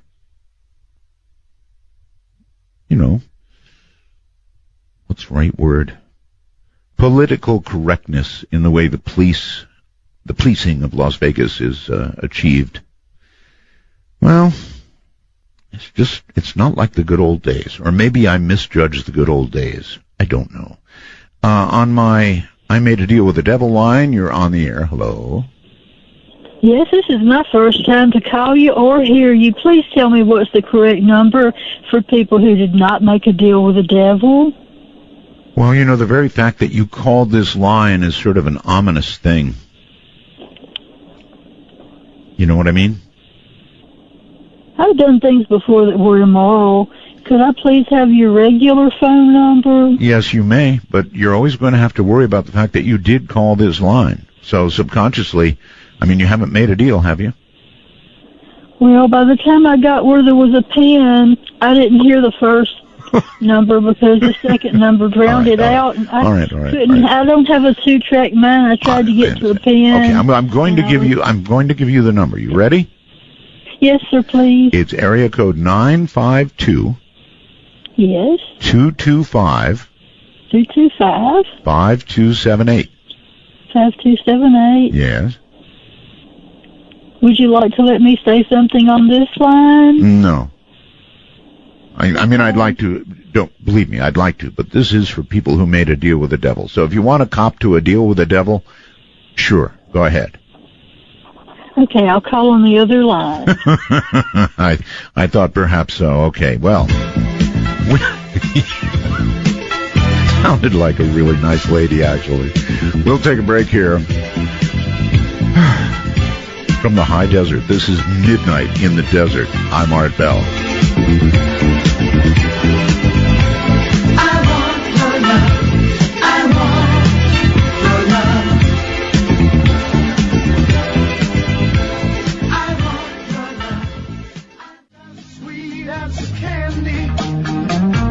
Taste is on my mind. Girl, you got me thirsty for another cup of wine. Remember, when calling Midnight in the Desert, let the phone ring until answered. These calls are unscreened for your listening pleasure. Call 1-952-CALL-ART. That's 1-952-225-5278. Boy, he just said a truth. When you call, just let it ring. We apparently have a little problem with our audio when I have you on hold, so just let it ring until it's answered. Better way to do it. All right, now I've done something. Maybe I'm going to have some of you help me out. I think I may have put myself up on Periscope, so I may or may not be on Periscope. Now, here's the deal. You've got to be attached to my my Twitter account, and I am ArtBell51. Let me repeat that on Twitter. I am ArtBell51. And if you are attached, then when I go up on Periscope, as I might be right now, hello, I didn't even have a chance during the break to get it pointed correctly, so I don't know if anybody can see me. Somebody on Periscope or on who's on Periscope right now, please go to the wormhole and let me know if I am on or not. If not, I'll try and fix it in the next break. And if I am on, then welcome to watching the back of my head. It must be absolutely fascinating. Let's go to our I made a deal with the devil line. Hello. Are you there? Hello. Hello. Yes, I'm here. Good. I think. I started to make a deal with the devil, but when the great horned one and his minions appeared, as you call it, I chickened out. Oh. So listen, if you hold on a minute, if you called on the devil and the horned one actually showed up in person with his minions, it's too late. That's a deal done. I don't know. All right, what is it you wanted?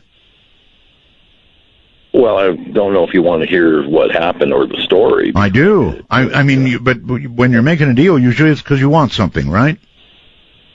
Well, no, it's hard to explain. I was just out of the military. This was in the mid-'80s. Okay. And I worked in the semiconductors in Northern California, in the Bay Area. Okay. And this new woman at work showed up. She was very beautiful, very exotic looking. Oh, The boss wanted me to train her. Train her? She started asking, on the equipment, on the computer. We worked in the semiconductors. I understand, yes. And she started grilling me about religions as a whole. And then she strangely said, have you ever, she said the old, if you relinquish your soul to the devil, you'd gain fame and riches. Or she said it really strangely. And she asked me if I'd be interested, and I was very nervous. I just kind of jokingly said, oh, it's something to think about. Well, that night, all hell broke loose. In what sense? I mean, were you with her that night? No, sir, not at all. Okay. She just threw that one out there, and the shift ended. Uh-huh. And it was one of those nights where my parents were off on vacation. They asked me to house sit for them. So I was in my old home, in my old room, and somewhere between like 1 in the morning and 4 in the morning, yes, I heard this laughter, just this bizarre, just the weirdest laughter you'd ever hear.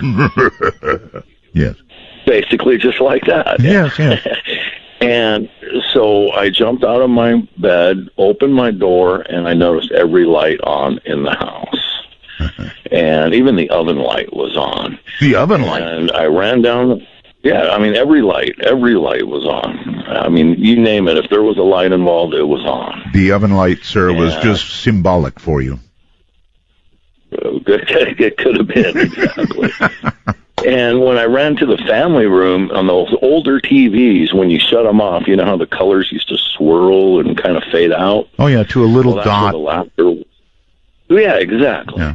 Well, that's where the laughter was coming from. And so when I ran in the family room, the TV was just turned off, and the laughter stopped. Well, I'm a chicken by trade, and I jump at my own shadow, but I wasn't scared at all. No?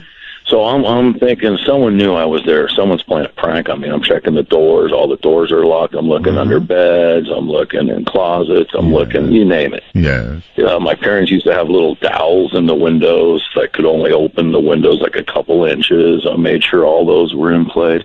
Checked the garage. Every garage light was on. This happened twice. The second time, even more laughter. There was like 7 people laughing. Yes. Just really bizarre laughter. Well, the third time it happened, my dad's office door was slamming shut, opening up, slamming shut, and I opened my bedroom door just to see it swinging open. Yes. Every light was on again, and that's when I realized I was being ready to make the deal. What makes you think you didn't make the deal? I mean, you don't get that kind of attention. You don't get that kind of visitor without a deal having gone down. Doesn't that worry you? Well, no, because nothing went down yet. This lady asked me, which, by the way, she never did show up at work anymore. Yeah, but you did say you repeated what she said. She said, would I? And I said, it's something to think about. Well, And I think I was being tested. Well, you were. But the question is whether you passed or failed. Well, I told them to leave, and I didn't mean any bit of it, and nothing has ever happened ever since. All right. Well, there's still time left in your life. Let me know how it comes out. Will do, Art. I appreciate it. All right, buddy. Take care. Let's go to, I think, Phoenix on the phone. Hi. Hi, Art. I'm shutting off the line because of the hold. Thank you. It's Phil from Phoenix. It's great to hear you. Thank you. You're a visionary. No, I'm not. I'm not a visionary. I'm not a visionary. Yeah, you are, my friend. It's so interesting that people mention Union Plaza and also Parasite Radio, because I listened to you in the 90s, and I remember seeing you. Hold on. That's awful. It's not called Parasite Radio. It's called, and it's not radio. It's video. It's Periscope. I know. I'm sorry. I'm nervous, Art. I am too. I caught by surprise because the delay on the on the DM. I know they could be offended by that. Yeah, I sincerely apologize, and Art didn't make the mistake. I did. But I do like to see your first time in space on the days of 9600 baud on Videotron. Whoever knew that we would have that. But I really wanted to ask you the question. I knew before you got back on the radio that, on this show here, that you had some problems with the bumper music, how you were going to be able to... that's right. On the right side. And what happened there? Well, what happened there is we joined as we found something called a small webcaster model, which allows us at least, the music is very expensive, but in my case, I just wouldn't do the show without the music. I just wouldn't do it. So we found a way to do it, and it's called the small webcaster model, and there you have it. Cool. Well, I'm a time traveler now to help you support that, because all my days between Phoenix and California, when I moved out there and also listened to you from Union Plaza AMDXing, it's been a pleasure. I'll leave with one last comment. The show that you had with Flat World John. Oh, yes. I'm surprised you didn't have Cracker Box Palace as a bumper song, but Other than that, Art, I'll leave the line for somebody else. We're so glad to have you back. Thank you. Thank you very much. Let me tell you something about that. While everybody thought that was crazy, and it was, the Flat Earth Show has received more comment. I don't want to say than anything else we've done, but it absolutely has received just endless comment. Not all of it positive, but that's the way radio is. A lot of times, what gets people to listen? Well, it's something they either love or it's something they hate. And a lot of people hated it. But you cannot underestimate the passion that these people who believe the earth is flat have. I mean, you simply cannot underestimate that passion. And these are otherwise bright people. So, I'm not sorry that I did that program. Not at all. And in fact, I might do another. You never know. I'm telling you, the passion is unreal. Anyway, let's go to my special I Made a Deal with the Devil line. Hello. Hi. Hi. Is this Art? It is Art. And you are on the I Made a Deal with the Devil line. That's awesome. You know what? I've noticed that there's an absolute lack in women calling tonight. Like, we don't make deals with the devil. Well, mostly people make deals for you, my dear. Well, I don't think that happened in my case, but my story's a little bit different. Like, I haven't necessarily made the deal, but I've definitely had the offer more than once. What do you mean you had the offer? You mean somebody came and said, look, I can take care of that for you. All you need to do is XYZ? Well, yeah, pretty much. That's kind of been it. I've had a series of dreams over the last 2 years or so. Yes. Where this entity has come to me in my dream and basically told me that I can have whatever I want. He'll give me whatever I want.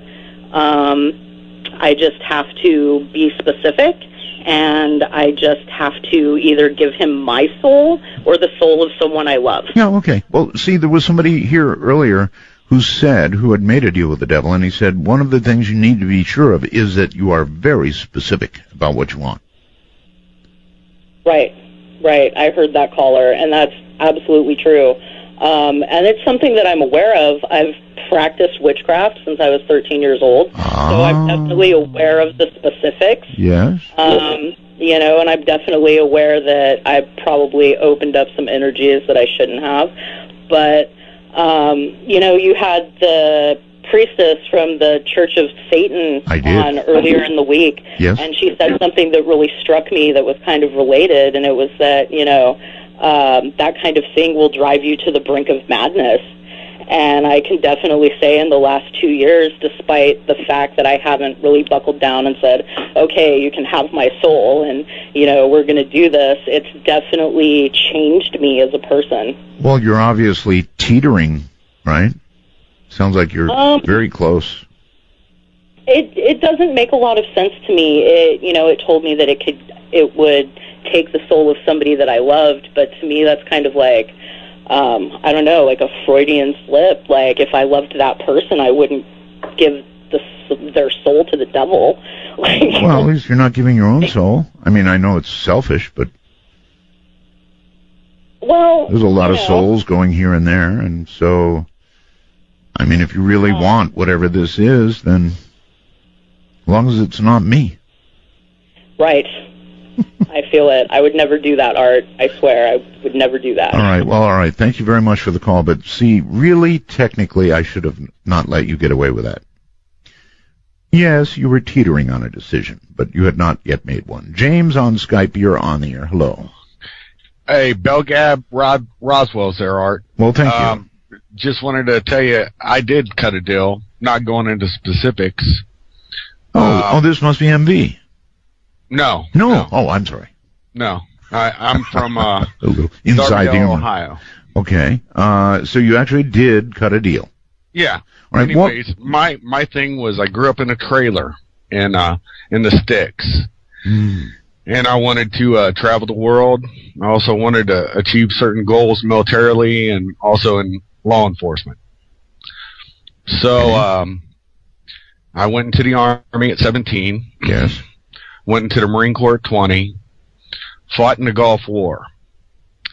After the Gulf War in Okinawa, I found Jesus. Okay. Was this before or after the deal? After I was a young kid. See, it doesn't work. It doesn't work. It doesn't work that way. Well, it does, and I'll tell you why. I know it does. No, it doesn't. Once you cut a deal, it's irrevocable. It's you say that, Art, but it's not. I do. And right. I'll tell you why I know. Well, we'll find out at the end, right? Well, I will, but what I'm telling you is my experience. Yes. My experience was I still do what I do overseas. I'm still a contractor. Yes. And, I've seen that I'm able to actually affect people in a positive manner. Yes. And also, it's a total sea change from when I was 22 after the Gulf War. Mm-hmm. And, it just, you can tell when the worm has turned, as they say. Yes, but you made a deal. That's the worm turning. Yeah. That's the worm turning. I agree with that, but I'm saying that I did it as a minor who did not have full cognizance. Oh, so you really think that the devil cares about how old were you at the time? Probably around 14. 14. Yeah. Well, and there is something called, even in law, somebody who's a minor and non-sentient, and trust me, I was an ignorant hillbilly. There's a big difference. And anyways, that's my story. It's truth. And you're sticking to it, right? Well, I'm sticking to it, and I'm telling you, I love your show, but I just wanted to give you a big bell gab, Roswell, and tell you that you're the man. All right, buddy. You God take bless, care. brother. Right, later. This is Midnight. I'm Art Bell. We're talking to people who've sold to the devil. Would that be you?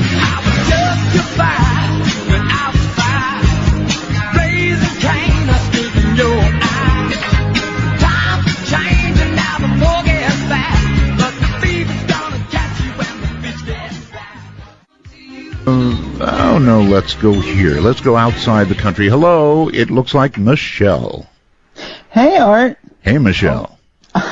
So, okay, I'm watching you on the Periscope on my iPhone and listening to you on my iPad. How cool here is in that? bed. That is awesome. This is the coolest thing in the world. This is so cool, Art. You're right. It is cool. It is. It's an amazing world we live in now.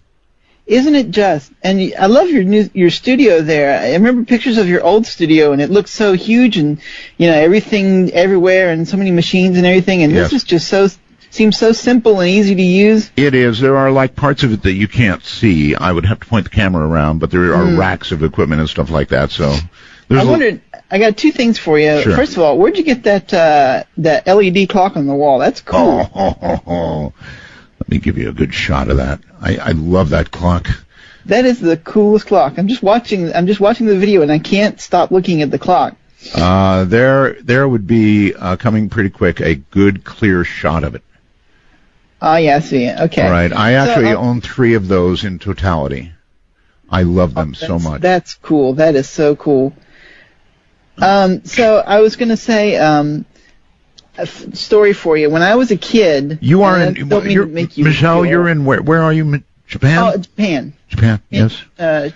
Near Fuji. Right. Actually, going to go climb it next weekend.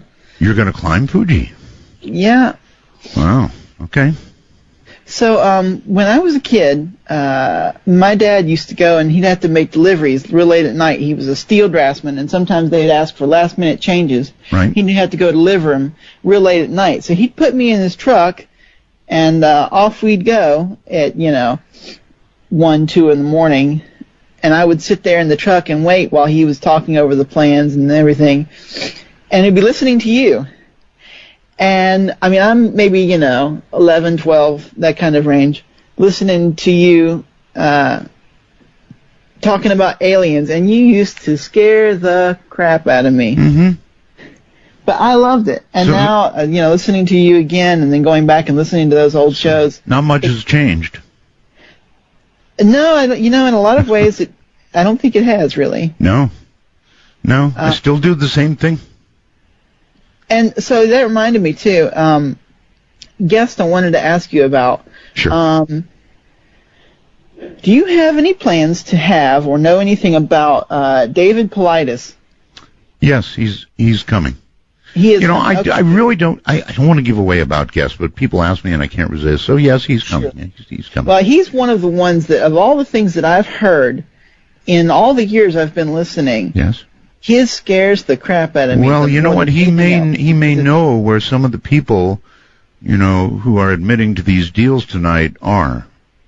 No, that's a thought. It's a thought. All right, Michelle. But yeah, his really, just because it's the realism, the fact that it's so verifiable, it's really happening, and he has no idea why it's happening, is what makes it so scary. Would you like to talk to somebody who's made a deal with the devil? Sure. Okay. Hello there. Have you made a deal with the devil? I have. I was about 14 years old after my father had passed away, and I grew up in kind of a party house, and had some crazy role models and whatnot. And when I was younger, we went ahead and we started cutting ourselves, and our left wrist, and drawing the blood out onto a piece of paper. Yes. Now, what we had to do in order to sell our soul to the devil was to go ahead and sign our name in our blood, and signing it over to the devil, then burning it in our wood stove. And you did that? And of course, where'd you hear that? Who told you that? Yeah, it was an old friend of ours we grew up with and partied with. And, you're talking to Michelle. You're talking to Michelle in Japan, just so you understand. Oh, okay. Hello. Hi. Hi, Michelle. So, Michelle, go ahead. Interview her. Let's find out about this. Okay. Well, I grew up, when I was a kid, I went to a Baptist school, and I'm very far from that now. But when I was a kid, even talking about that kind of stuff was a big no-no. I mean, it was drilled into our heads that we were going to go straight to hell, that something horrible was going to happen. So, what did you think? I mean, did you think anything was going to happen? Did you have that in your mind at all? At the time, I thought it was possible. It was right after my dad passed away and my mom moved out of the house, and so it was just me and my brother raising ourselves, and we were teenagers. Nothing real to live crazy for in a party way, I house, guess. and basically, yeah. And actually, 2 years later, my mother ended up overdosing on medication and passing away as well. All right. Well, you don't make a deal for nothing. So, I mean, what did you want in return for this? Well, I wanted my dad back. Well, that didn't exactly happen. There's a show that's really popular in Japan about a bunch of alchemists, a couple kids that are alchemists that try to bring their mom back to life using alchemy, and which is the one thing you're absolutely prohibited from doing is trying to bring someone back to life, and it ends up ruining their life and putting them on a journey to try and fix everything. His brother gets turned into a suit of armor because his soul gets disconnected from his body, and they really messed up their lives trying to do that. And so it just kind of reminded me of that. But that's scary stuff. That's the one thing. Trying to bring someone back from the dead, man. Yeah. Yeah. Well, I didn't know exactly what I was doing. I just knew that I was willing to do what I could, and we also grew, like I said, party house, so drinking was involved as well, and other people were on drugs. So it was a little bit of a crazy thing, but we had some crazy circumstances arise after that. We had some Ouija boards brought into my home as well, and we moved our hands. That thing moved. Oh my! I don't know how. I'm with Art on that one. No Ouija boards. It's cardboard. No. Okay, so but it was moving fully. It was pretty insane. All right. Well, it sounds insane. Michelle, thank you, and thanks for helping with the interview. And so my question to you is, how do you feel now about the fact that, well, your fate is sealed in blood at that? Well, I just live life. It doesn't, I don't look at all the negative things that happen and think that that's the reason, Art. But I do, it does go through my mind here and there of, am I cursed? I ended up dating a coworker of mine, and, his son's name was Damien, and his name was Byron. And the thing about it was I didn't know that he was considered a Satanist. He told me he did not believe in, Satan and all this, but I went over to his house and he had, all sorts of Satanist books and a few other weird. All right, listen, I've got a break. I've got a break. I got a break here. Okay, well, Hold on. you so much, Art. You're very welcome.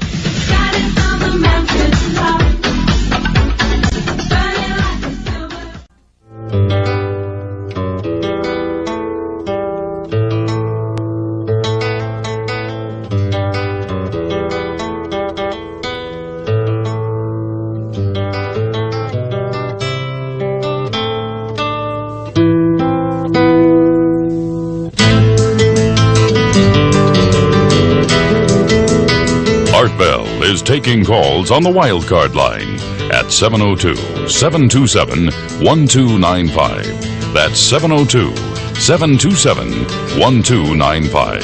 First-time callers can reach Art Bell at 702-727-1222. 702-727-1222. Now, here again, Art Bell. Here once again I am. Here's a little jewel for you. Dear Art, this evening on Los Angeles News, there was a report from Northridge, the place where the earthquake was. Several pet dogs were basically skinned, all their hair pulled out, and the reproductive organs removed and taken. No suspects yet. Somebody is suggesting satanic worshippers. Great. And that leads very nicely into this next little ditty. You're going to love this. It is from the state of Washington. And I've got some response to it since I read it several nights ago. Dear Mr. Bell, please, sir, you must listen to me. I have met a vampire on the internet. And for the last few days now, I've been afraid to sleep because of what might happen to me in my dreams. It appears this vampire is using the net as a way to meet its victims. It also appears this particular vampire doesn't drink blood, but it does try to seduce you so it can steal your body for one of its demonic friends. On the night this all happened, I was so scared that I locked up the house, got out a white bar of soap, and marked all my windows with crosses. Here is a transcript of what occurred on the internet. It is 2 pages and double type, so I'll be able to get through it here quickly. I was in this chat room, a kind of cyber singles bar located on the web. I was contacted by what I believed to be a female who introduced herself as Claudia. She told me she was a vampire, asked me if I wanted to chat. First I thought it was some kind of stupid joke, so I agreed to chat. She sent me a description of herself. Here we go, right? Told me she liked to dress up in black skin-tight spandex bodysuits with black knee-high, high-heeled leather boots and black leather gloves. She described herself as looking as if she was 17, but that actually she was much older. She said she had white, almost pale-colored skin, long dark hair, big brown eyes, long slender legs, and a small oval face. Sounds cute, huh? I asked her if she was going to suck my blood or something, and she told me real vampires don't do that. She said that if I wanted her, I mean really wanted her, that I would give her my soul. I said, okay. She said that tonight she would come to me in my dreams, and that tonight I would be a king. She also told me if I wanted it, that she could come to me in any form, male or female. I told her I loved women and that she would do just fine. She said that tonight I would journey to the other world. She said that tonight I would be king. Tomorrow I would be one of them. She told me the land of the dead and the world of dreams are one and the same. I was then told to remove any religious symbols or pictures and Christian Bibles from my room. I was told that, if possible, I should leave some access to my room open. I was also told that she had some problems going through doors, windows, and walls. I was even told that the sex could be 10 times better if I would just take the time to break an egg into a small bowl and then urinate on it. I was told I should sprinkle some urine on my feet before I went to bed at night. Yuck. I was told that the bowl was supposed to be placed at the foot of my bed. The egg and urine were supposed to be some kind of offering. I was told the offering was being made to its Tuksamen, whoever that is, Tuksamen.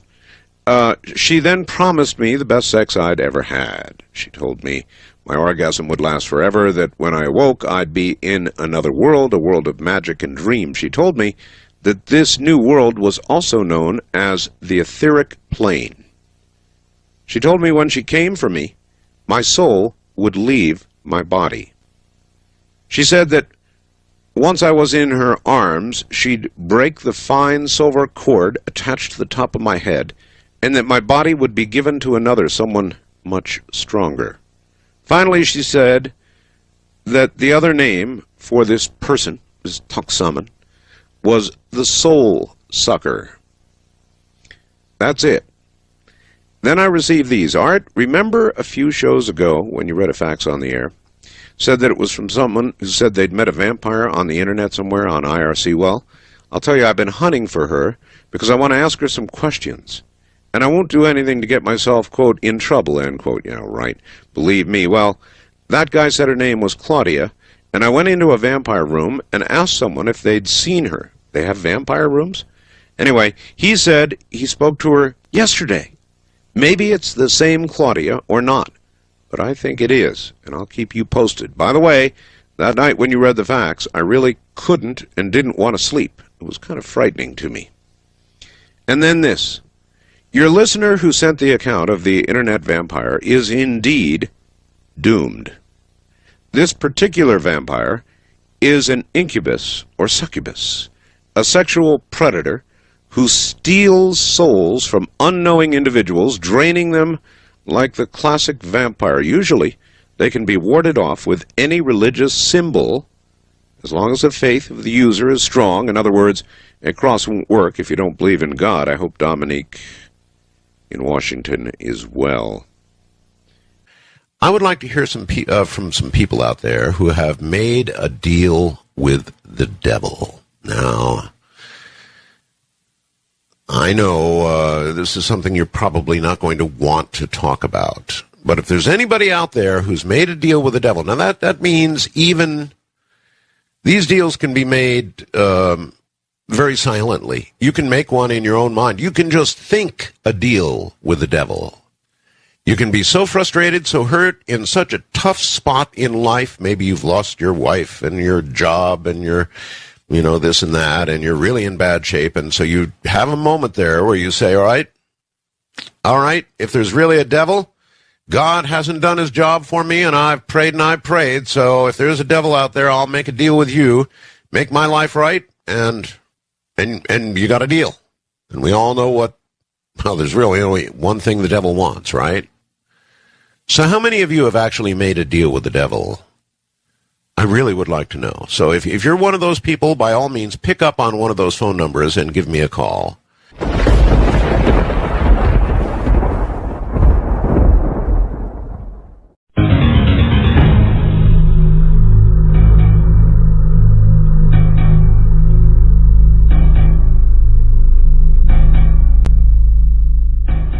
Wildcard line, Jim in Alabama, you're on the air.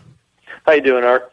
My wife and I were having a discussion after you mentioned that fella in Israel that you're talking. I didn't hear it clearly. I was in the other room about the remote viewer that the Israelis have. And I had mentioned... Yes, Uri Geller is saying that it was a remote viewer that said where Saddam Hussein was, down in the hole. Right. And we got into a discussion, and I told her that I thought that I may have heard... now, I've listened to you for years, and I've heard Major Ed Dames, he's kind of a spooky guy. But I thought that someone had mentioned that there were quite a few exorcisms performed on members of his unit. I was wondering if you knew anything about that, if that was, just something that I mistakenly heard, or, I think so. I don't recall a thing about exorcisms. No? Nothing at all? No. Okay. No. No, although I can imagine why you might suggest that would be the case. Now, obviously behind his comment is the suggestion that remote viewers are, in essence, opening doors that allow the devil's representatives, if not the man himself, in, requiring the exorcism of the spirit. So I guess that's what's suggested by what he just said. Now, you may recall Ed Dames did remote view Lucifer, and to be honest with you, to this very day, I feel that Ed Dames was a different man after remote viewing Lucifer, and perhaps an exorcism in his case would be appropriate. Now, he denies that. He says that he's not a different person after Lucifer, but I'm the guy who interviews him again and again and again and again, and I'm telling you, there is a difference in this man following his encounter with the spirit that he called Lucifer, and I really think he's a different guy. So that's something that the subject, of course, would not admit. He would roundly deny, and Ed, of course, does deny it, but he's just a little bit different. Aha! You see, my screen does not perhaps update as often as it should, so I missed Wildcard Line 3, which apparently has somebody who has made a deal with the devil. Hello there. Hi, Art. How you doing? I'm okay. And your first name is? I'm Chris. You're Chris. And Chris, where are you? I'm calling from Glassboro, New Jersey. New Jersey. Okay. Well, land where many people have made deals with the devil, to be sure. So, what kind of deal did you strike up? Well, that's, you mentioned earlier that it may not be like a contractual deal, but a deal that you make yourself, as in in your own absolutely. It's just something you can say in your mind. You can say, look, well, let's find out what you did say. So you kind of made a deal in your mind. What was your situation when you made the deal? Well, as you sort of mentioned, I was, without going into too much detail, I was sort of down on the way things were going, and it was sort of that, and I was kind of unpleasantly surprised because, as we'll get to in a minute, because I never thought that that anything would actually happen, and it sort of didn't work out that way. But so what happened was, it was a quiet night, and I'm just sitting there, and I started to think in my head, what if I sold my soul? And well, now I said, what the hell? And I really I'd rather not say the entire thing verbatim again, if you don't mind, because really wasn't too pleasant the first time. But listen to me now. Just your repeating it does not constitute doing the deal again, so you don't have to worry about that. You can tell us what you said. Well, that's a good point. All right, Art. I said if life would pick up, if the misery would stop, I will sell my soul. And I didn't, like I said, I didn't think anything would really happen, but as the days went on, and I started to notice things were little things that to start that would just suddenly go my way. Like I'm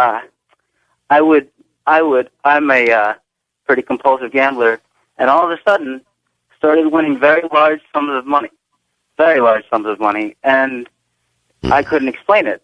I'd never had any sort of luck, and all of a sudden, there it was, just being dumped right in your lap. Yes. Yes, more or less, and even with relationships and things, and I started getting involved with a woman not too long after that either. And I hate to say it, but maybe fortunately or unfortunately for me, my life has taken a turn for the better since the proverbial deal was made. Yes. And I'm sure that as you get comfortable with your winnings and your women, at some point you think back and you say to yourself, oh my God, I did make that deal and now it's going better. Is there a way I can take it back? Well, more or less, and that sort of brings up a question that I'd like to pose to you, Art. A contractual agreement would have to be one where both parties would agree to terms. Wherein, if I say that I will sell my soul, then someone will have to be there on the other end to finalize the deal. Would you agree with that? I would, yes. Well, then the question that I've been asking myself pretty much over and over is this a deal that I made, or is it more just a psychological thing? Because sounds like a deal to me, buddy. Well, sorry, it does. I mean, if you say this in your mind that you are willing to for a better life, and obviously your life has improved, sell your soul to the devil, I would say you sold your soul to the devil. Now, is there any way to modify or cancel this contract? I doubt it. So I'm in for the long haul, am I? That's not. Well, I'm sure. I mean, Christians say that there is forgiveness for everything.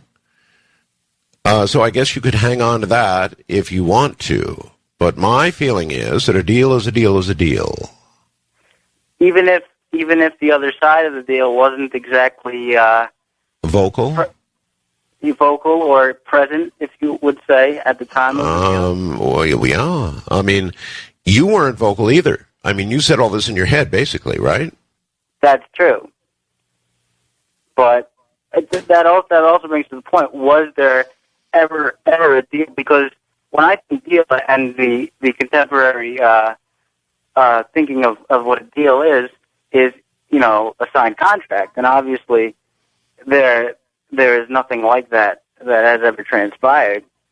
So has a deal really been made?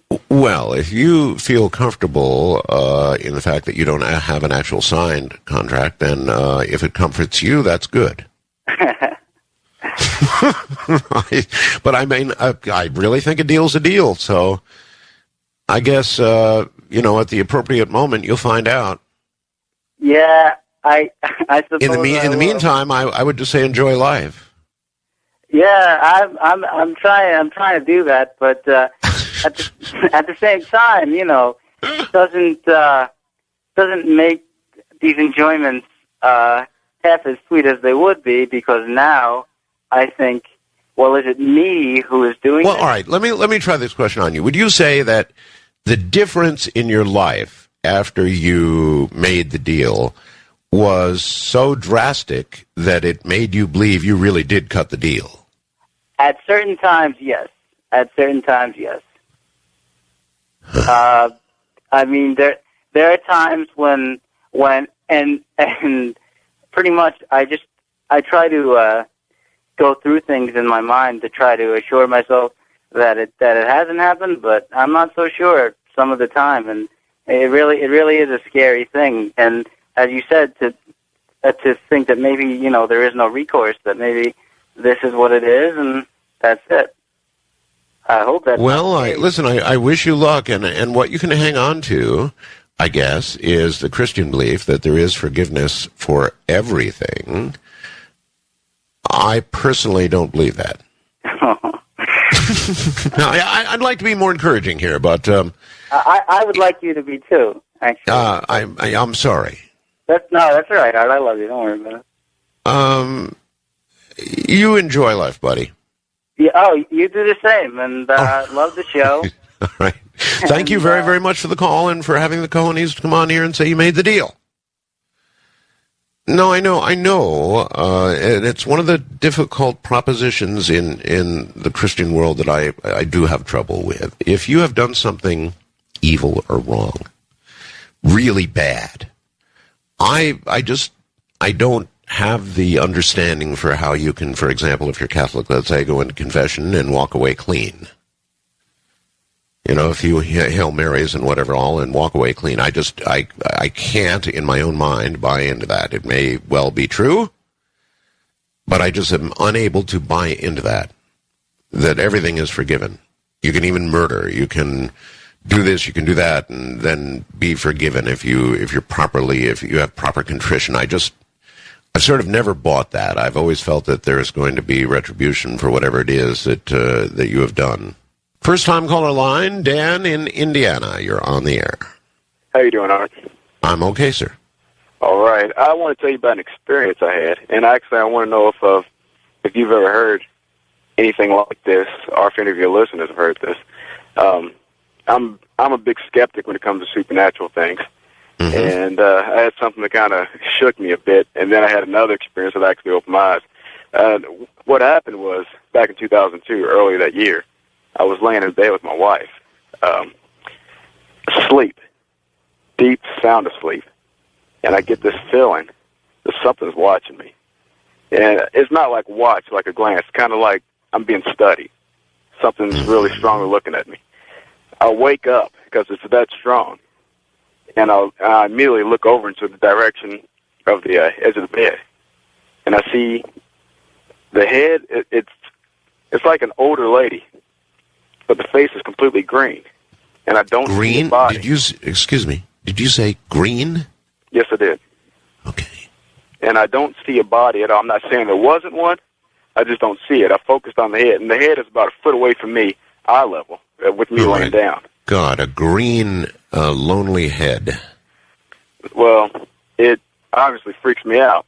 So I push away from it until I bump into my wife.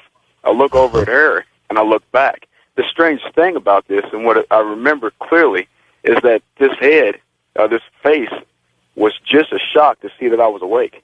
It was like I shouldn't have woke up. And the head slowly starts backing away and raising up, as if almost into a standing position. I look at my wife, and I look back, and the head is still raising up. I look back at her again, because I hit her pretty hard. And now she's looking at me, and I look back, the head's gone. No, wait a minute. You hit who hard? Your wife? I bumped into her. My wife. Into her. Okay, so by now she's awake, right? Right, she's awake, and the head's gone. Is she seeing the green head? She did not see it. So in my mind, I'm thinking, first I knew I saw it, and I'm convinced. As a year or two passed, I'm thinking I dreamed it. I know I dreamed it. I might have been in that state of half consciousness until this happened. Last year, a friend of mine gives me a call, and he's almost a lifelong friend. We went to school together, and we just had a random conversation. And then he says this to me. He goes, Dan, I've never told anyone this. Back when I was 10 years old, he said, I know my dad's house was haunted. He said, back when I was 10 years old, I got this real strong feeling while I was asleep that something was watching me. I wake up, and I look over, and I see the green head of an old lady watching me. And that did it. I'm sure it did. I'm just wondering, has anybody else ever told you about something like this, or have you ever heard anything about this? Not about a green head, but what we'll do is toss it out to the audience, Dan. It's very interesting. What one aspect of your story, though, is familiar to me, and that is that whether it's a green head of an old lady, or it's a shadow person, or some other form of spirit, the fact that the spirit, when it realizes it is being seen, is as surprised or more surprised or shocked than you, is a recurring theme. Very much a recurring theme. We're hearing that again and again and again and again. And it's almost as though some other dimensional entity, or, I don't know the right words to use. We really don't know whether it's a ghost, whether it's something from another dimension, extraterrestrial, whatever it is, they seem to be under the working assumption that they cannot be seen by us. And when they realize that they're seen, they are suddenly more shocked than we are. And that's very much a recurring theme. So there's certainly something going on. And as usual, Coast to Coast AM is a little ahead of the curve. The rest of the world in reporting or even being willing to talk about a subject like this. So I think you're on to something. I think you're all on to something. Those of you who have said that these entities are shocked when they realize we can see them. There's something to it.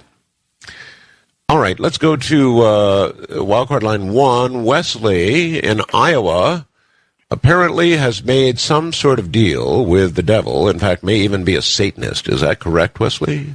Yep, that's absolutely correct. It's an honor to talk to you, Art Bell. Okay, I'm a Satanist. My wife introduced me to it. We first came into I don't know if you've heard of Anton LaVey. Anton LaVey, yes, of course. Yeah, well, she introduced me to the Anton LaVey type Satanism first, and I was very interested from the start. I've met people that were Satanists before, and I was just really impressed by it. And I did make a deal with the devil in a sense. I actually offered him my soul, but what he told me was, I don't want your soul. I just want your allegiance. And I was completely convinced, you know. Well, yeah, but Wesley, those who give their allegiance to the devil ultimately give their soul, don't they? Yeah, in a sense. I mean, I'm not afraid. And then wait a minute. You mentioned that your wife was a Satanist apparently before you met her? Technically, no, because he was kind of like an atheist agnostic when I met her. Oh, yeah, but that's a big jump, Wesley, from being agnostic or even an atheist to being a Satanist. That's a big jump. Actually, the jump got even bigger because he used to be Christian. Then she became kind of like searching for another religion. And she turned to Satanism, and it appealed to her, and she introduced me to it. I was actually born and raised an atheist. How did she bring that up? I mean, were you just sitting around one evening, and she said, hey, listen, honey, I'm in league with the devil now, and I'll tell you all about it, and you can join me if you want.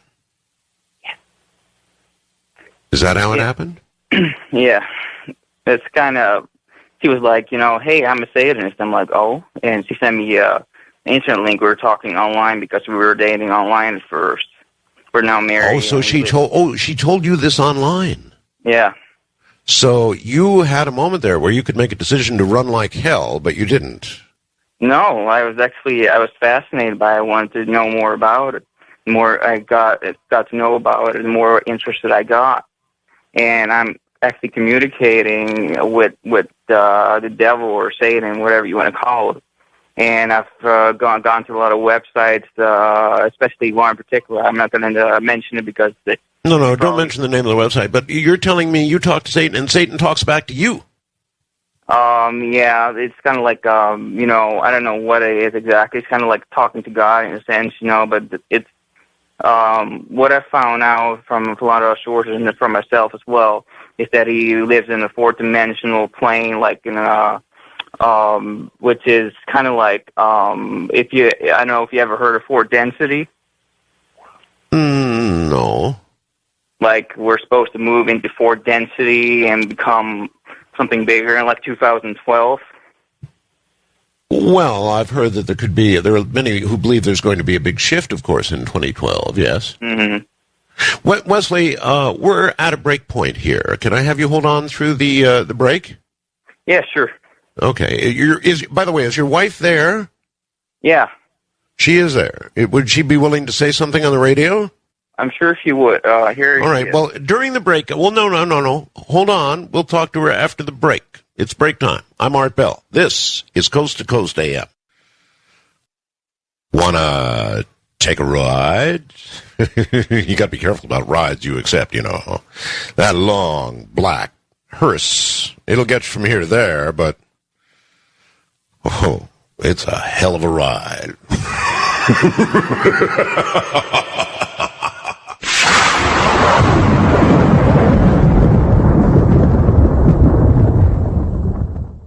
This is beginning to get quite interesting. Let's bring back Wesley. Wesley, are you there? Well, his wife is now, sorry. Oh, there you are. Yep, he handed me the phone. Oh, good. What is your first name? Josie. I'm sorry, say again? Josie. Josie? Yep. Josie. So, Josie, you went from being Christian to agnostic to, I guess, all the way then to the devil. Is that, is it really the devil? Is it Lucifer? Or, are you a Satanist? Well, yeah, we're kind of people always say, oh, you're probably just some gothic kid because you're a Satanist and want attention, and it's not that way. We don't follow all of LaVey's preachings. I mean, yeah, he was a good guy. He came up with a lot of great ideas, but when I first became a Satanist, I did follow his preachings, but then I kind of evolved and looked into spiritual Satanism more. Well, let's find out how long this has been. How old are you now? I am 24. 24. And when did you make the conversion to Satanism? Around 18. Around 18. Well, that's quite a while. And then you met your husband online. Yes. And you went through the usual "what's your sign" thing, and then you got down to, and oh, by the way, I'm a Satanist. How did he react when you told him? I usually ask people, "Do you have a religion?" You know, when I'm talking to someone online, "Hey, do you got a religion?" Sure. And then they'll say, "Yeah, I'm this or that." And he said, "Well, I'm kind of atheist." Basically, he was raised atheist. So I said, "Well," and then he asked the rhetorical question, "Do you have a religion?" And I said, "Well, yeah, but I don't want you to get scared. I'm a Satanist. I mean, we don't sacrifice babies, don't drink blood." You don't drink blood? No. No. Well, look, an atheist, I just don't understand how you make that leap. An atheist doesn't believe in anything. An atheist thinks you die, and then that's it, baby. It's blackness and good sleep or whatever, but, no consciousness whatsoever after life. So wouldn't it be as difficult to go from being an atheist to a Christian as it would be to go from an atheist to being a believer in the devil? Yeah, well, he wasn't, I guess you wouldn't call him your typical atheist. I mean, he believes in a soul and that there is life after death, Oh, well, that's not an atheist. Okay, agnostic, sorry. That might be an agnostic, yeah. Yeah, because he believes that there is something more, but doesn't really know a name for it. That's pushing the agnostic barrier a little bit. In other words, he believed in a higher power. Right. And he believed he had a soul. Right. So, how did you charm him into, moving to the dark side? I just told him what I was, and then he asked me to explain it, so I explained it the best I could, and I said, well, here, look at this link. It'll tell you more than I know. And then he got interested and read more and more and liked it more and more, and we talked about it. Yes. The whole, we don't sacrifice kids, animals, drink blood, all the common misconceptions. Okay, those are the things you don't do. What do you do? It's just almost like, okay, take Christianity, and you know how you thank God for whatever, for having no holes in your socks, or yeah, sure, whatever. Mm-hmm. Yeah, it's basically, they believe God is great and he was a creator of man. Well, in a sense, we believe Satan was. I see. And so then you thank Satan for what you get in life. Right. Now, do you think that Satan is a more powerful force on earth, able to give you more in life than is God? I really don't know for sure, but I guess I've always been the black sheep in a sense, Everyone is devoutly Christian in my family. Have you, come out of the dark closet with regard to your family? You've told them you're a Satanist? Oh, yeah, my mom doesn't like it. She said, well, I'm still going to pray for you every night. And it's like, Mom. I bet that didn't go over well at all. No, and it's like, Mom, how would you like me to pray for you to the devil? I don't want you to pray for me to your God. Oh, I see. I mean, you can say, I'll think of you. That's a good point. So you threatened to pray to the devil for her. Right. Mm-hmm. I mean, because there's this whole lack of respect. I mean, they think everyone wants to be prayed for. I'll pray for you. Well, you know what? What if I don't believe in God? I will just say, you know what? I'll be thinking of you and ask me if I want you to pray to God for me. Now, do you think that Wesley honestly believes as you believe, or do you think that he was just sort of wowed into Satanism because of your feminine charms? I honestly think that he believes because he seems to have a stronger link with Satan and our protector demons than I do. Oh. Well, has Satan provided well in life for you? Yes. I believe he provided us with each other. Because we were both at that point in our life, we're like, you know what? Forget the opposite sex. We're just so frustrated with it. And then we met each so other. many bad experiences. And then Right. and then through the power of the devil you met, and you're living happily ever after. Oh, I suppose. Minus health factors. Well, okay. Don't you worry just a little bit about I mean, life is short, right? Right. So at the end of this life, do you expect to go to a different destination than some of the others? Honestly, no. And No? if I do, I don't care. Really? Yeah, I mean, I don't think, I'm going to quote my husband here, he's a brilliant man. Because, I mean, he comes up with so many things. I mean, he talks about how the souls are, like, we're twin souls, I guess you would say. Soulmates. No, it's different than soulmates. We were once were a soul, one soul, and then we split into a separate soul, or each separate souls, and then reincarnated into these bodies.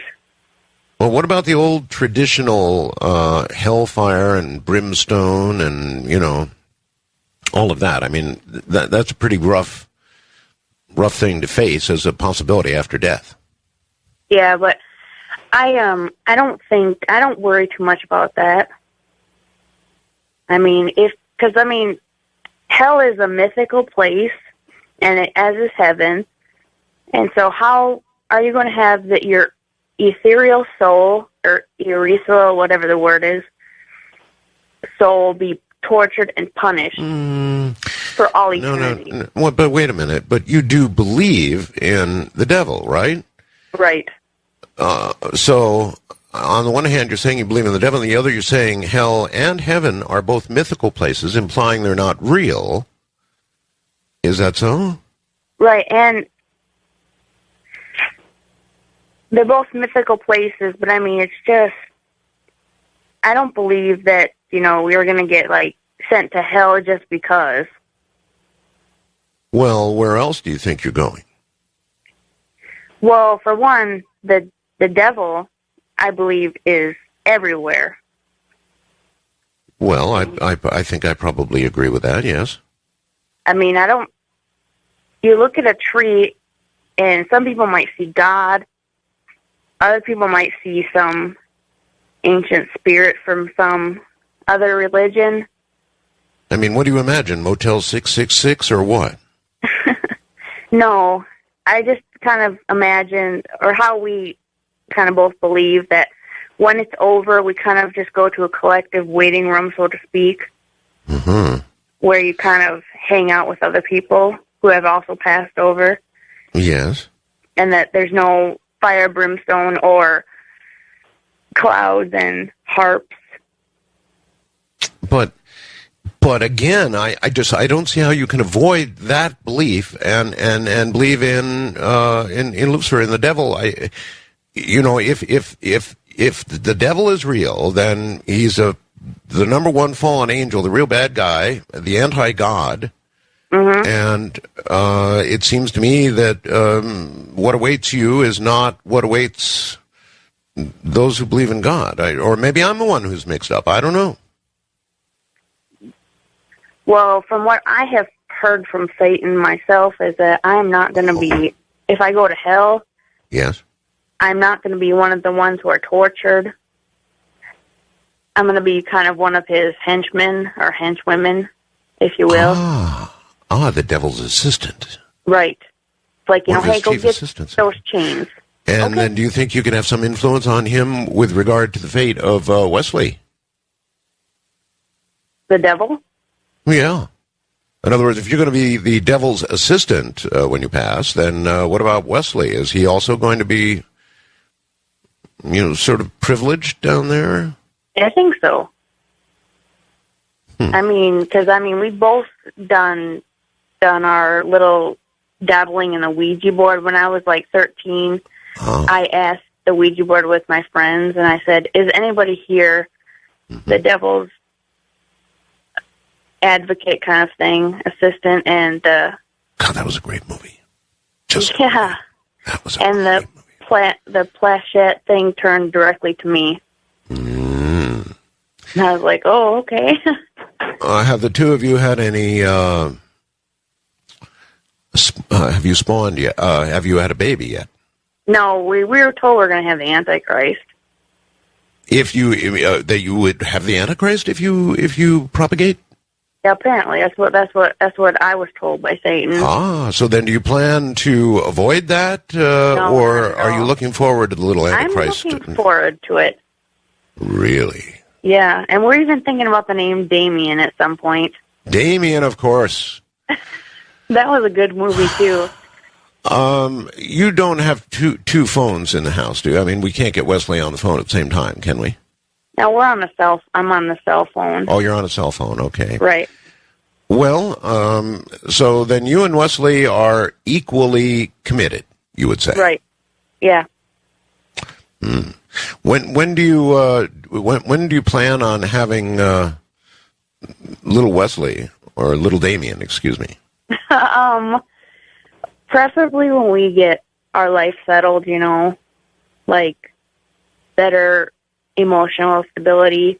Because like right now I'm trying to recover from my self-mutilation problem. Self-mutilation problem. Right.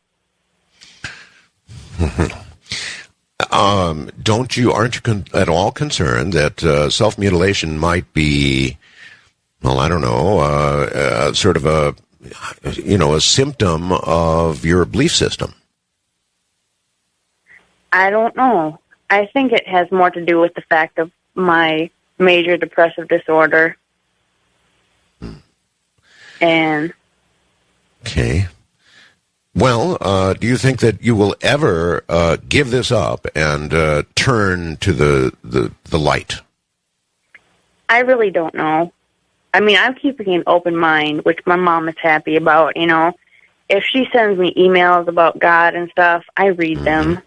I don't just delete them right away. I'll read them, but if you get the kind of crap that, okay, if you don't pass this on, you're going to have 7 million years of bad luck, then, okay, sorry, bye. Yeah, I don't know about those things either. All right, well, listen, you and Wesley take care and try and cut down on the self-mutilation thing. That's not good. I haven't done it since August, so. That's good. Yeah. That's good, yeah.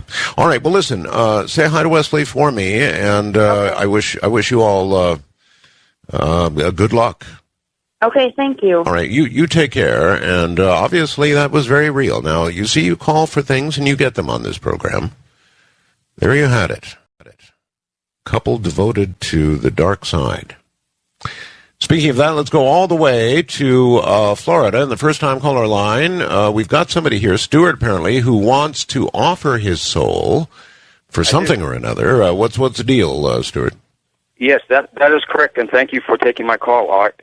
Certainly. Before I get to that offer, though, I was wondering if you might be able to verify a story for me. I can try. Well, you mentioned you lived in Okinawa at one point. Oh, yes. Okay, I have a friend who was stationed there some time ago, and he swears to me that in typhoons along the beach there that he's seen some of the local men be able to fly 4 and 5 feet off of the ground, right above the sand there. It's how often? Well, in a big enough typhoon, I can assure you, you can actually run down a hill and you can become airborne. Now, it's not a particularly safe practice. I've tried it myself. You can actually become airborne. I used to run down hills during hurricanes in Connecticut, my grandma's house, with an umbrella, and I would actually become airborne. But it usually didn't work out very well.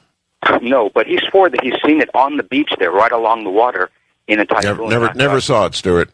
No. Well, in any case, along the lines of asking for things here, yes. I actually have an offer to make to you this evening.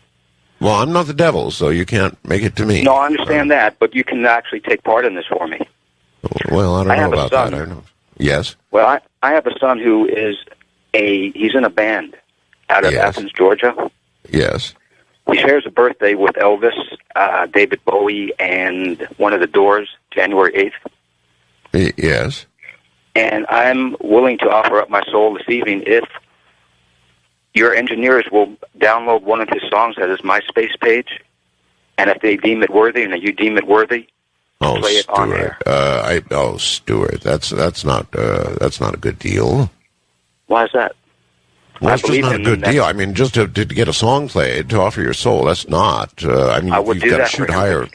Oh, no. Well, no, I believe in him that much. That's strong. Got to shoot much higher than that. I mean, you've got to go for, like, #1 on the Billboard charts or something. Well, this would be the first. This would be the first step to it. Well, there'd be no guarantee that it would go any further. No, I mean, absolutely not. You just can't cut a deal like that. I mean, your soul's worth more. It is. I agree. But can I mention their name? No. No, I'm afraid not. All right, you're very welcome, and I just don't know what to say about that. I mean, to sell your soul to have a record played is just absolutely ridiculous. Song played, that's just absolutely ridiculous. Let's jump to Ray on the second wildcard line. Ray apparently almost sold his soul for something or another. Ray? Yeah, hi, Art. Hello. I've talked to George before, never talked to you. It was last spring, and everything has been kind of going bad for a while and stuff like that. And I was sitting around, I'm probably listening to one of these shows, one of the Coast to Coast shows about selling your soul to the devil. I've only done one other show like this, Ray. So at one other time I did this. That was it. Well, I don't know when this idea came into my head, but I had to go somewhere, and a buddy picked me up, a professional buddy, and I said, "Hey, I'm thinking about selling my soul to the devil." Mm-hmm. He goes, "Really?" Well, yeah. As I said, God's never done anything for me. Why don't I just sell my soul to the devil? In return for what, Ray?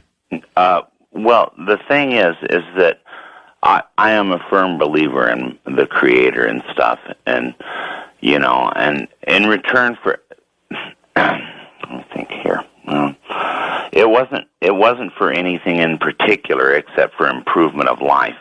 Oh my God! Well, you don't lightly sell your soul. You want to lay out the conditions. You want to have something. I didn't real do in it. return. We were making jokes. My friend's an agnostic. See, you don't joke about this kind of. Hey, Ray, can you hold on through the break?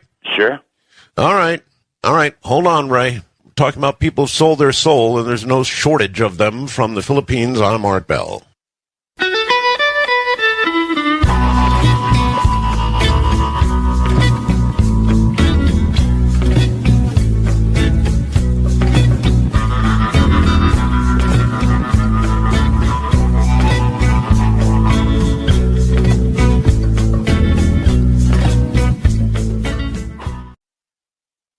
Jim Bell couldn't be here, so we're having a devil of a time this morning. How you doing?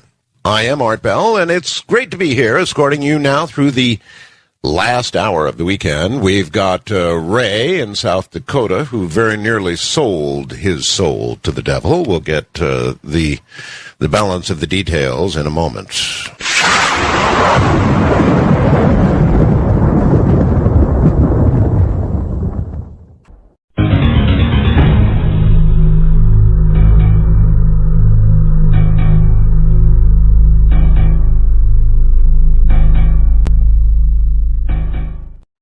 Alrighty then, back to Ray in South Dakota. Ray, you're back on the air again. You almost sold your soul. How close did you get?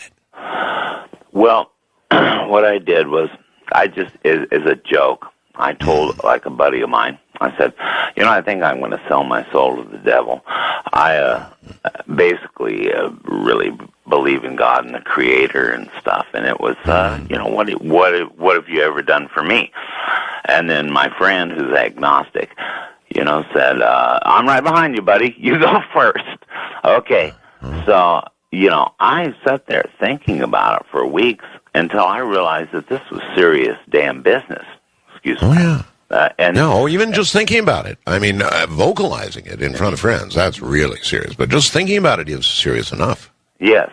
And finally, there came this time one night, and I just, and there was a pressure, an actual spiritual pressure that seemed to be on me to do this, and I... A sort of a mental sign here. Yeah, exactly. And then I finally just went, F you, to that man, to that thing, to that entity. And after that, I've been getting sick a lot, and Really? Yeah. Really? It's very strange. But I'll tell you one thing. I would rather be in the hospital for 3 or 4 days at a time than have that guy have a hand on me. And it's very strange because it just started out as a joke. The Creator isn't a joke to me. Yeah, but that's like joking about bombs while you're in line to board an aircraft, Right. And then, I was kind of, one of those guys that just thought, oh, there's no hell, there's no Satan and stuff like that. And it just, it really came home hard on me. Oh, there's one more thing before. Even though you blasted him with a Fiddlesticks Unlimited. What? Well, excuse me, what'd you say? Fiddlesticks, the F Unlimited. Yeah. Yeah, that's one night I felt like that was exactly what was happening, and it was a reality. So I fiddlesticked, and, come on.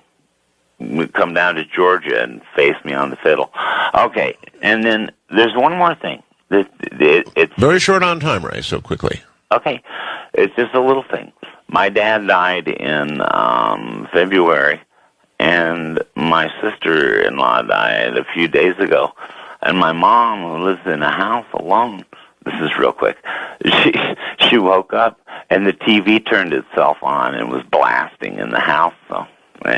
that's a simple ghost story, but it is something that did happen, and that's what she told me earlier. Maybe something that came actually from you, Ray, as a result of the deal that you think you almost made. Maybe you did make it, I'm not sure that, as I said, that's not something you joke about. It's like bombs in a line to board a plane. You just don't joke about that, and if you do, it may be that...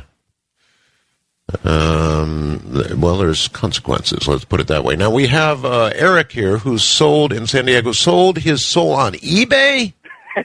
Yes, I did. You did? Yes. I thought eBay had regulations against that sort of thing. They did, but there is a ways to hide it. Like, if you, sell an object or something and then, like, in the background say, oh, it's my soul, kind of thing. Really? Really? Yeah. So you sort of snuck the soul in along with something or another. Yes. I advertise it as a vial of air, and in parentheses put soul. So, a vial of air with soul, and somebody actually bought your soul. Yes, let me start at that. I'm a spiritualist, so can I inquire how much you received for your vial of air with a soul? Is that I'll get to that. Well, I'm a spiritualist, so to me, the spirit is bound by the flesh, so it cannot leave whatsoever. So I figured, okay, I'll put it on eBay, and if someone's gullible enough to buy it, I'll make $5. Well, anyway, I made $215. So you sold your soul for $215. Yes. And you sent this person a little vial of air. Yep, I just took a little vial of air, breathed into it, and closed it, and slapped the label on there. Oh, brother. Oh, brother. Eric, now how do you know that your soul is not in that little vial, now in the possession of God knows, the devil knows who? I guess you know who, but how do you know that, how do you know your soul isn't in there? Because as I just stated that, I believe the spirit is bonded by the flesh. It cannot leave. I believe. That's a but yes, I mean, that, I understand. Do you really? Have you used the $215 wisely? Oh, I made a car payment. You made a car payment with your soul. One car payment. Man, you sold cheap. You really sold cheap. Was there a buy now price? I started the bid at $1 and a buyout for $5. Yeah, that's really very wise. Beginning the bidding at $1 is really the way to go, or even 1 cent. It seems to cause a kind of frantic, I don't know, it's kind of like sharks feeding in the water. Yeah, it's ego war. That's what it is, yeah. Yeah. That's what it is. And so there are ways to get around eBay's regulations. You found it and sold your soul. Oh, and I also want to make a couple comments on those little children that claim to be Satanists. Aren't there, I don't know about children. There's 24. Well, Eric, I just want to ask, aren't there times, moments, when you worry just a little bit that little vial, well, wouldn't you like to have it back? No. No, because I believe it has never left. Well, if you took the trouble to breathe a little bit of yourself into that vial, then that's almost ceremonial. I mean, okay. So anyway, you were going to comment on what you called the children. Yes, well, because they didn't fit the psychology of what a Satanist would be. The psychology of a Satanist is power, and it is a power without a knowledge or physical strength. And so, if they were true Satanists, they would have been bombarding you with knowledge, and when they didn't. I don't know. And we'll just call them the children of the corn. Well, all right, Eric. I hope that little bit of hot air that you breathed into the vial did not, in fact, contain your soul. But I wouldn't take any bets on it. $215, just not. I don't think it's a good deal. Souls should be worth more than that. They definitely should be worth more than that. All right, well, so we're looking for people who have sold their soul to the devil, and I'm shocked that we've found this many of them already. Here I said I really didn't see any. The lines just were jam-packed full and are jam-packed full, and it's amazing to me that many people have done it. I mean, even if you're not sure about spirituality, if you're not sure about religion, if you're not sure about a greater power, you've got to have some doubts. That's what being agnostic is all about, right? You're not really sure. It just occurred to me, guy complaining about capitalism, that actually selling your soul is a rather capitalist act, right? Even though the fellow who breathed in a little tube, then sold it on eBay, only got $215. Not all that capitalist, but it nevertheless is a capitalist act. Ask and ye shall receive. People who have sold their souls, they're just lining right up. We'll be right back.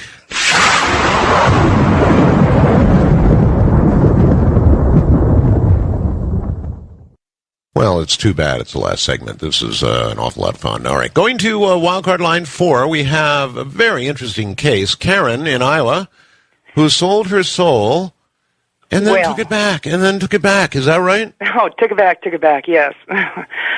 things started happening. That is not the way I understand it works, Karen. Well, true, I've been thoroughly blessed, if that's what you want to call it. Well, let's back up a little bit to the selling the soul part. All right. I was 21, young and dumb. Mm. I was touring the United States in a band. And I got kind of tired of all the manipulation and everything, and I said to myself, I would do anything to be famous. I'd even, blot it. Okay, yeah. right. We were at a beautiful club in Dalton, Georgia. I don't even know if I should even say that. Well, that's all right. And a security guard had come up to me and said, hey, there's somebody I want to introduce you to. This is like the very next day. And he was telling me that how much money this man was worth and everything. Well, I said, well, that would be fine, but I can't guarantee I'm not going to do anything, just whatever. I mean, I'll meet him. And this man the first step. Well, I mean, you had to know what it was really all about, right? I had a clue. Yeah, at least a clue. Yeah, and I'm very nervous talking about this. All right, so you went over and sat down. Well, let's just say my Monday night audiences started growing. They kept our band for 4 weeks instead of one. Became very popular with the men in the audience. Yes. And they all felt they wanted me, dropping money on the floor in front of my feet. I'm like, I don't know what that means, and I don't want to know what that means. Oh, okay. You know what that means. Come on. No, I didn't. And I still have never They're not been throwing told. it up there just to see the green flash in the light, Well, I didn't care how big the bill was. I'd pick up the bill and hand it back to the man and say, you dropped something. Oh. Oh, did you now? Yeah. Just collected it all up like so much dirt and gave it back. Exactly. Uh-huh. Well, I was making pretty good money. I didn't need their money. I didn't want to go that far. See, yeah. So then the people started to meet all of a sudden, started talking about how they knew people,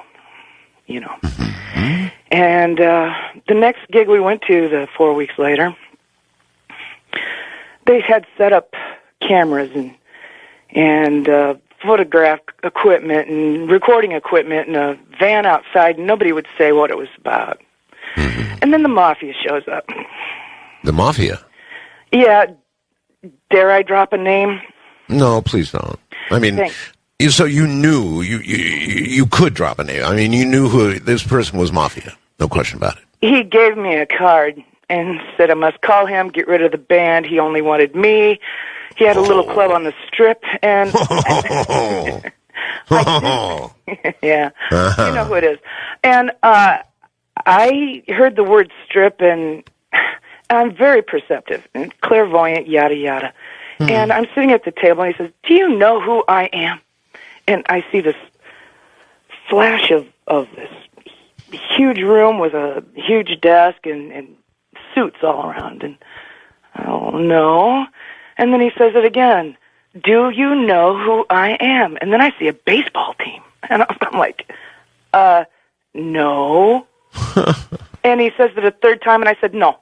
And he says, "I'm a pimp." No. Yeah. No. Yeah.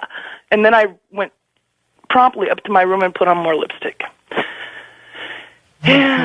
Because I had to flee immediately. I was not into selling any part of the body along with the soul. God knows you can't flee without having fresh lipstick on.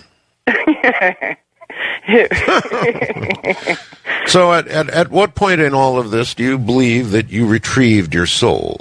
I immediately, after the money started coming out of the woodwork, I took it back, and I had a lot of gifts, intuitive gifts and other gifts that was already bestowed on me by the Almighty. And as true as I stayed to Him, I know, in the name of Jesus Christ, of course, I kept those gifts, and that's how I knew that it was successfully taken back. And I have had my several trials, although every single thought I had during my lifetime came true, as long as I was specific. And believed it would happen. Well, then how do you know it wasn't a result of the deal? I don't think that was a result of the deal. But you got to wonder about it from time to time. No, I had that gift. I had that gift bestowed. I've figured out how to do that. Sounds to me like you're rationalizing. You know, it could have been the deal went through, and you know it's. Well, I totally went over. No, I had Christ in my heart. I know I still have Christ in my heart because I cannot lie and things like that. I just kept true to God in all ways, and in the name of Jesus Christ, of course. Okay, Karen. Okay. All right. Well, so you got it back. All right. Thank you very much. Appreciate the call. Going now west of the Rockies to yet another soul peddler, I believe. Hello? Hello, Art. How are you? I'm all right, sir. What is your first name? Vincent. Vincent? Yes, sir. All right, Vince. Okay, here's my situation. I'm willing to sell my soul to the devil on the air right now. No. Yes. Why? Well, I'm 51 years old. I'm a retired vet. I got a lot of medical problems. I live in my car and have been for a year. A friend of mine just shot himself today or whatever. He's dead.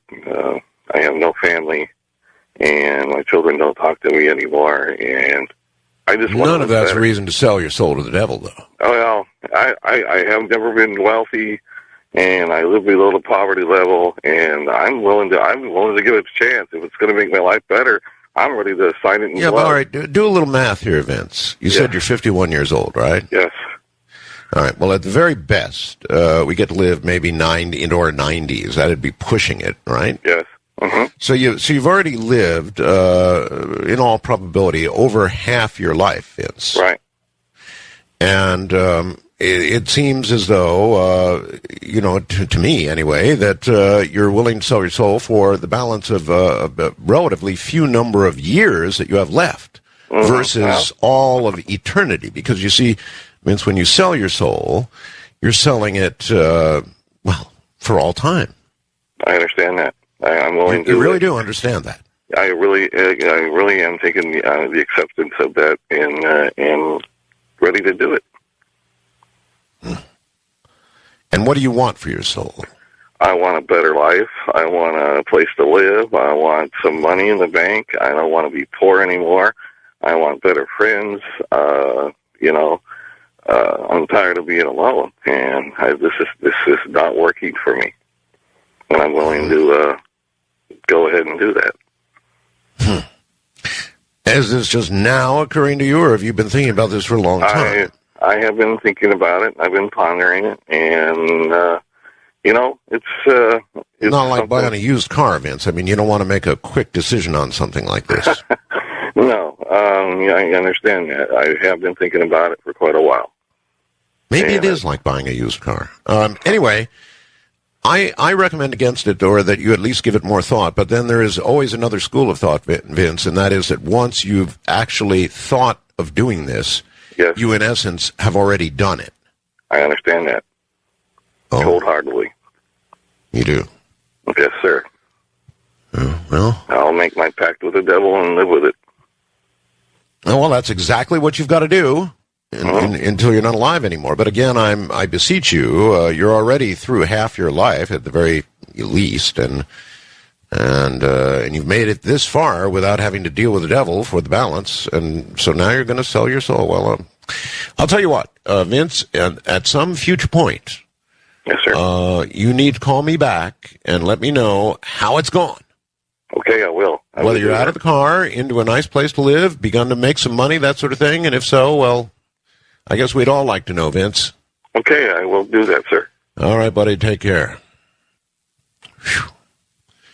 Boy, I'll tell you, if that doesn't stand the hair on the back of your neck straight up. Let's go to Tammy in Pennsylvania. Hello, Tammy. Art, that's sad. Oh, man.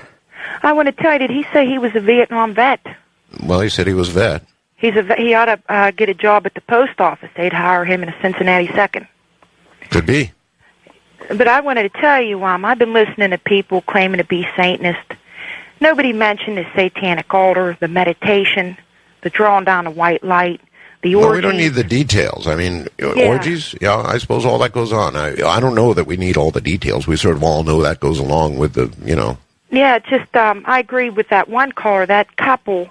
Well, basically what it is, it's the Ten Commandments in reverse.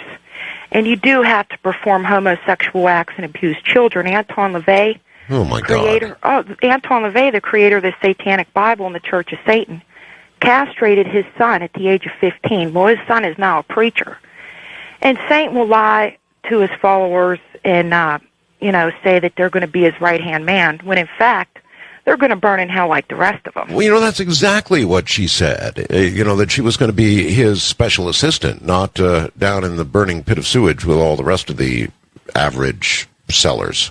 In your last couple, they sounded real confused and not knowledgeable in the left-hand path. And it just sounded like they're looking and searching for spirituality, but in all the wrong places. Maybe they should study Wiccan or shamanic witchcraft or natural magic, or because people get into this because they want power, or they need money. And, when you think about it, all we are is pawns in the war between Satan and God. We're at a battle. That's certainly how I've always understood it. Just a battle for our souls. Yeah.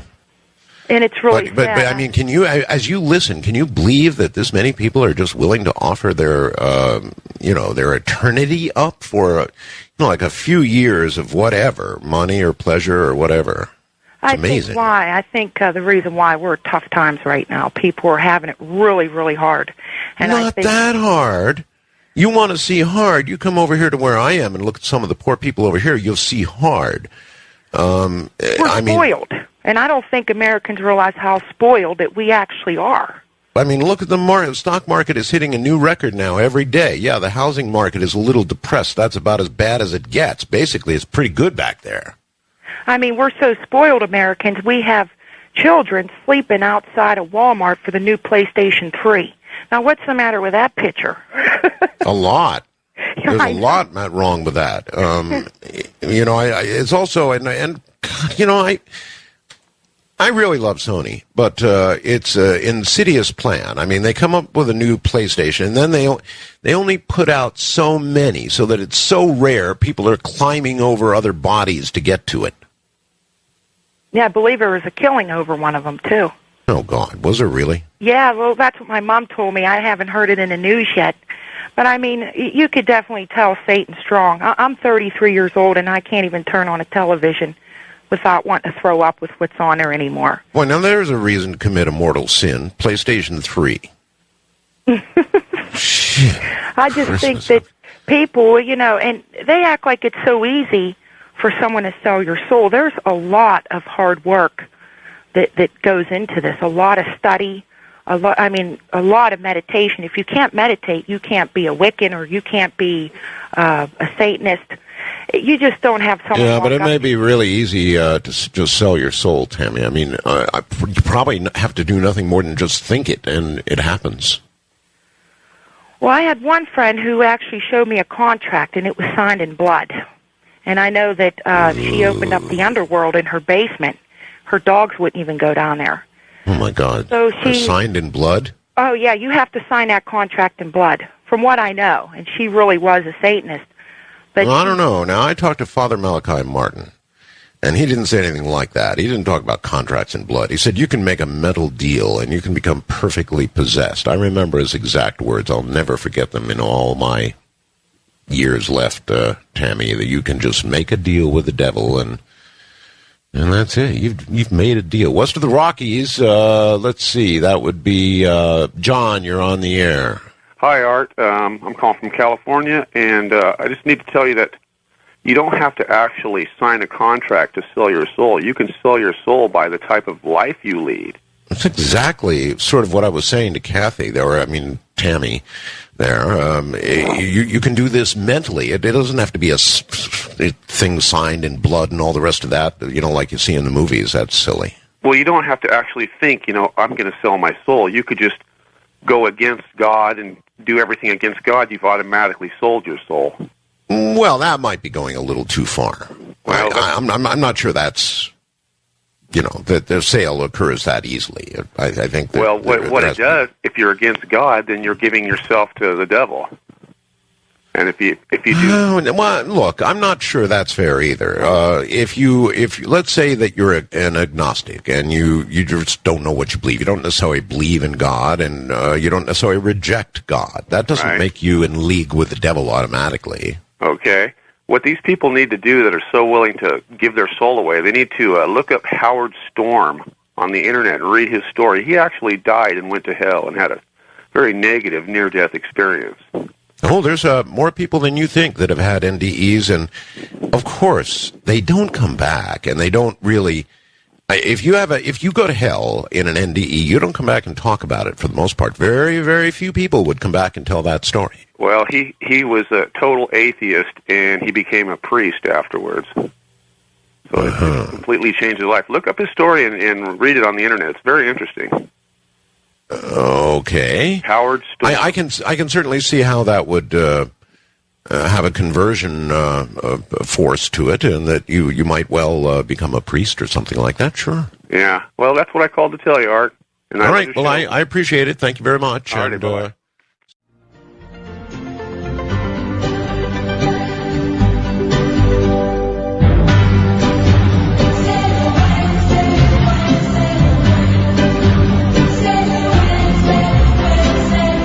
Coming to you at the speed of light in the darkness, this is Midnight in the Desert with Art Bell. Now, here's Art. Here I am. If you have made a deal with the devil, you're welcome to call us on a special line. I mean, you're welcome to call us no matter what, but yes, if you've made, as so many have tonight, a deal with the devil, then you're going to want to call us at the following number, 575-208-7787. That's the number. You never know. Admitting what you've done, confessing as it were, might help. I doubt it, but it might. Area code 575-208-7787. And it's been a busy line. MJP, it's your turn. Hello. Hello, Art. Hi. It's been a while since we've talked on the phone, back from the Ham Fans days and all the rest of that nutty stuff. Yep, long time ago. Actually, I'm wondering, for Halloween, you should do a whole week of open lines, different topics, all night. Well, I'm thinking it over. What Halloween is going to be on the air? It's going to be something special, that's for darn sure. Oh, yes, definitely. I don't know. I keep listening to these people saying they've made a deal with the devil, but You know what? What? If they've made a deal, they better get a receipt so they can get their money back when things don't work out. Well, so far, of those that have called, not much has worked out. I mean, the people have received what they asked for, and usually then things kind of go sideways. Well, you never get what you ask for when you're trying to sell your soul, because that's the way it works. Nothing will ever go the way you plan. The devil is in the details. So they've said, yes. In other words, when you make your deal, at least get the details down. In other words, if you ask for a girl, I mean, you'll get her. That doesn't mean 2 years later you're still going to have her. So. Well, exactly. Yeah. This is the thing, is people don't really understand all this stuff, when it comes to the devil, demonics, a Ouija board, playing with that stuff by yourself. I kid you not, that's not a cool thing to do. People, really just don't understand what they're getting into, because the mind is a very powerful thing. It is indeed. All right, well, thank you for the call. We're short on time. On my I sold my soul to the devil line, you're on. Hello? Oh, great. Great. Hi, how are you? So many of you that have sold your soul to the devil sound so cheerful. Well, I would be more cheerful, Art, if I actually had been able to successfully sell my soul to the devil. I have tried and tried and tried, but nothing works. And, honestly... Oh, no. No, sir. No. If you have tried to sell your soul to the devil, you're just buying it, you're selling again and again because it gets sold first time around. I don't know if that's really how it works, because I have not gained anything other than just like a bigger desire to sell more of my soul to the devil. What have you asked for? Surely you didn't dispense with your soul without, something in return. Sometimes it's a bigger thing than others. It could be like a new car or success in school, or, as it so often is with a girl. Not that ever works out, but, and no matter what it is, and this is kind of because I'm an unfortunate person in general. And I hope you went for like a nice U.S. SUV or something. You didn't do it for a small car, compact, right? Oh, no. I'm not really a hybrid guy. Mm-hmm. See, I'm like 6'4", so I'm too tall to fit into anything but an SUV, really. There you go. See, I believe not necessarily. Can I ask you a question? Do you have a SUV? Yes, I do. Mm-hmm. There you go. Well, nothing more to say. Yeah, okay, then I guess I won. Although, thank you, Art, for pointing out how I'm now going to hell. Although you're very welcome. Something I really want to say is that the way that I understand Christian theology, it kind of sounds like when you go to heaven, it like kills your personality and your emotions and whatever. And so to me, it reminds me a lot of a quote from Paradise Lost, and this is a loose paraphrase. It's like, it's better to reign in hell than to serve in heaven, where you can at least still feel pain instead of just being numb to everything and being kind of like a mindless slave in heaven. I don't know. That probably sounds kind of weird, and your viewers are going to listen. No. I can tell you're happy with your deal, and I'm happy for you, and I hope it's a nice SUV. And I hope the passenger seat is filled up with somebody really cool. I guess it is. Hello there, Brenda, I believe it is, somewhere in the world. Hello. Hello. Hello. Hello. Can you hear me? I hear you. Okay. I can't, okay. Where are you? Talking from New Zealand. New Zealand, okay. What you want to do is get good and close to the microphone on your computer. I've got the headset. Oh, the headset. All right. You see, I see I see a picture of Brenda, and I think I hear Brenda in the background, right? Correct. Yes, okay. Well, I'm glad to have you. What's up? This whole changing from nice to not nice, a artist called Jackie Evanko, who's 15, released a video on YouTube yesterday. Yes. And up until this time, she's been thought of as a angel from another planet and so on because of her beautiful singing. She was discovered on AGT in America in the 5th season. So she was 10 when she was discovered, and she's 15 now. And then her brother made the change, like Caitlyn Jenner made the change. Oh, yes. And the video is, the song is lovely by itself, but the video conveys her story, so to speak, of the change. So you're kind of advertising it now. No, I'm not advertising. What I'm trying to say is that since the video was released yesterday on YouTube, even long time fans have, because of the transgendered nature of the video, not the song, but the video, if you understand. I'm with you. Then, and so long-time fans have come out on YouTube and saying that she's the devil incarnate, that you're, and so on and so on. She's a Catholic. Even Catholics can make bad deals. Yeah, but she's it's just a beautiful video. But at the same time, all of a sudden, fans from all over the world who thought she was a angel and so on. She's now, because of this video, she's being pariahed because of the change, the content of the video. Yes, I get it. All right, thank you very much. All the way from New Zealand. Do you know, I think What is the furthest away that you can really go on Earth? Is it New Zealand? It's pretty close. New Zealand, or perhaps someplace in South Africa from here on the West Coast. And really, you can't, if you go any further than roughly that, I think you begin to come back. So that kind of gives you an idea of the reach of the show. Scott, hello, Scott. Hi, Art. How's it going? It's going. I sent you an email a moment earlier, about an hour ago. By the way, anybody who wants to send me an email, it's artbell@artbell.com. Easy enough. Okay. And I wasn't sure whether to call on the I made a deal line, because there was a deal, but it didn't involve my soul.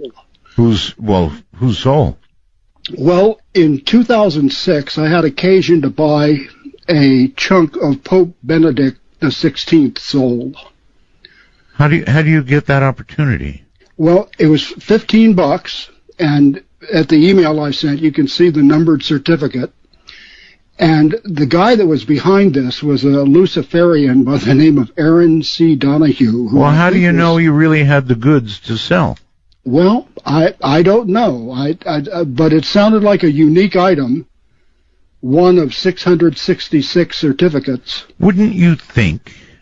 How many? 666? Yes, you can see the picture. It's in the email. Yeah, wouldn't you think that buying, a portion, or 666, that's hard to say, of a Pope soul would be, perhaps a scam?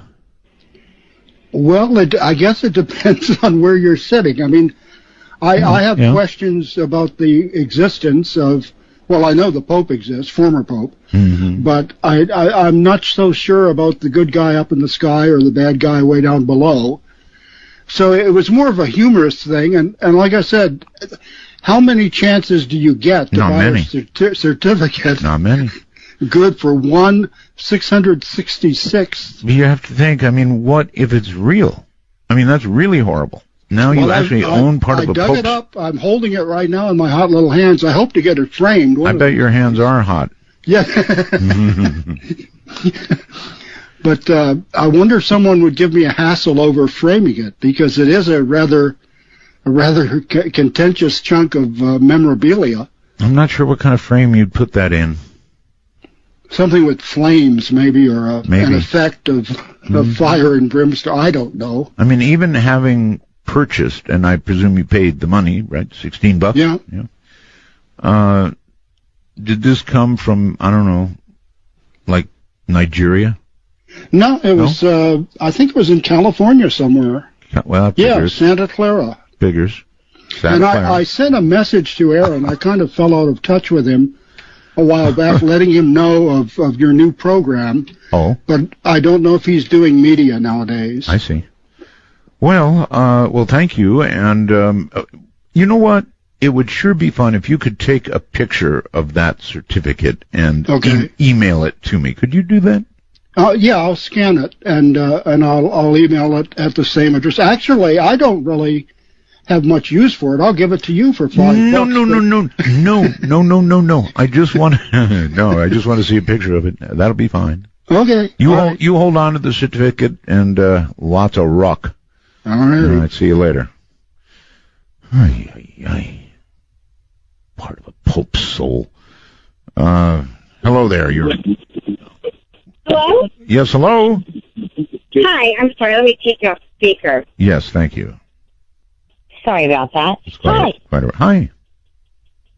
I had a question for you. I haven't sold my soul to the devil. I was curious.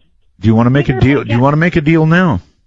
No, I have no interest in making a deal. I think I have had plenty of sex just being a Catholic. A Catholic entitles you to a lot of sex? Well, I don't know. That's from what I've heard of the other callers selling their souls. Actually, there are stories about Catholic girls. You know that, of course. This is true. But the reason for my call is I wanted to know, down the street from you is the Amargosa Opera House. Have you spent any time there? You mean as in a lot of time? No, I've been there and by it many times. And I know the story of, it was purchased for that woman. Yeah. It's an amazing romantic story. It is, but it's really haunted too. I have heard that. Yes. I was just curious if you had ever been there because it's right down the street. I stayed there a couple of times.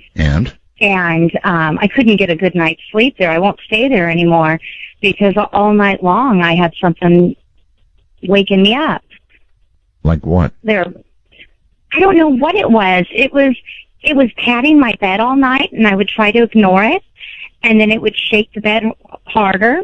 It was patting your bed? I mean, like petting? Like patting it. Like patting it. Like patting the bottom of my bed, like trying to wake me up. Heavens. And then it was kind of like whatever it was gently pushing my face. Oh, my God. You know, I really have to ask, I mean, how does anybody sleep in a bed that something is patting and then their face is touched and then you're going to try to tell me you went back to sleep? No, well, yeah, I tried. Well, I thought, it's funny, I was half asleep. My girlfriend, or a friend of mine, was in that we had 2 double beds, and she was in there, and she had some strange experiences that night as well. And I was, in being half asleep, I was just thinking, well, maybe if I ignored it, it'll go away. Mm-hmm. And it didn't. It bothered both of us all night. Just sounds like a place I'd like to stay. Gee. Yeah, well, it's funny because I know it's right down the street from you, and I thought you should go check that place out or at least investigate it a little more because there's all kinds of crazy stuff happening. Yeah, well, Area 51 is just down the street, too, and the consequences are probably about the same. No, the government won't shoot you or whatever the threats are. Oh, yes, they will. No, not in Navagosa, I mean. Oh, no, not there. But Area 51, guaranteed. Yeah. All right, thank you. Thank you very much. That's, yes, I'm well aware of the Opera House. Hello there, wherever you are. You're on the air, I hope. Thank you, Art. You're very welcome. A lot of people want to sell books, and I've heard several people on the air wanting to sell a book and telling people that if we have a massive blackout due to electromagnetic pulse, that it's physically impossible to pump gasoline with no electricity. And I've known all my life that there's such a thing as a hand pump. There's there's not so many hand pumps left anymore. If we had a massive EMP go off, the catalog here. I mean, I'm looking straight at a catalog with 2 pages full of them. These are sold every day and used every day. These are hand cranks. There's no excuse. Well, if an EMP goes off, it's the end. Not if people will do right. You need to have this. If you've got a gas station, you should have this hand pump. Are you selling pumps? No, sir. No? Of course not. I would have too much competition because they're sold by huge companies like the Gimpler catalog and Northern Tool. I couldn't compete with them. Well, you could try. Are sold every day. You have a lot of passion going for you. You could sell hand pumps. Anybody can Google hand pump. Well, how can they get away with going on coast to coast and saying that to millions of people and having people swallow it whole? And they were on Ground Zero with the same story. Yeah. And I went on there and I told them, I said, I've worked at a gas station. I know there's a hand pump. And they made that out to sound like I was talking about another electric pump. I see. For backup. Well, I let you say it, that's for sure. But you know what? Thank you for letting me say it. You're very welcome. You'd have to be an idiot not to know how to adapt one of these for pumping gasoline from a gas station. Yes, ma'am. Thank you very much for your call and for calling Midnight in the Desert. Thanks. Right? Yep, you're very welcome.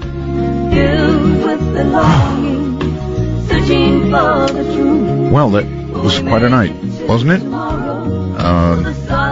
It just astounds me. I mean, I sold my soul to the devil line just rang all night long. Just all night long. It just never let up. It's time for my weekend to begin. Not making any deals, but, I've been here 5 days, so now I get the weekend. In all the time zones around the world, thank you all very much, and all of you have a good weekend. And I'll see you Monday. Night-night.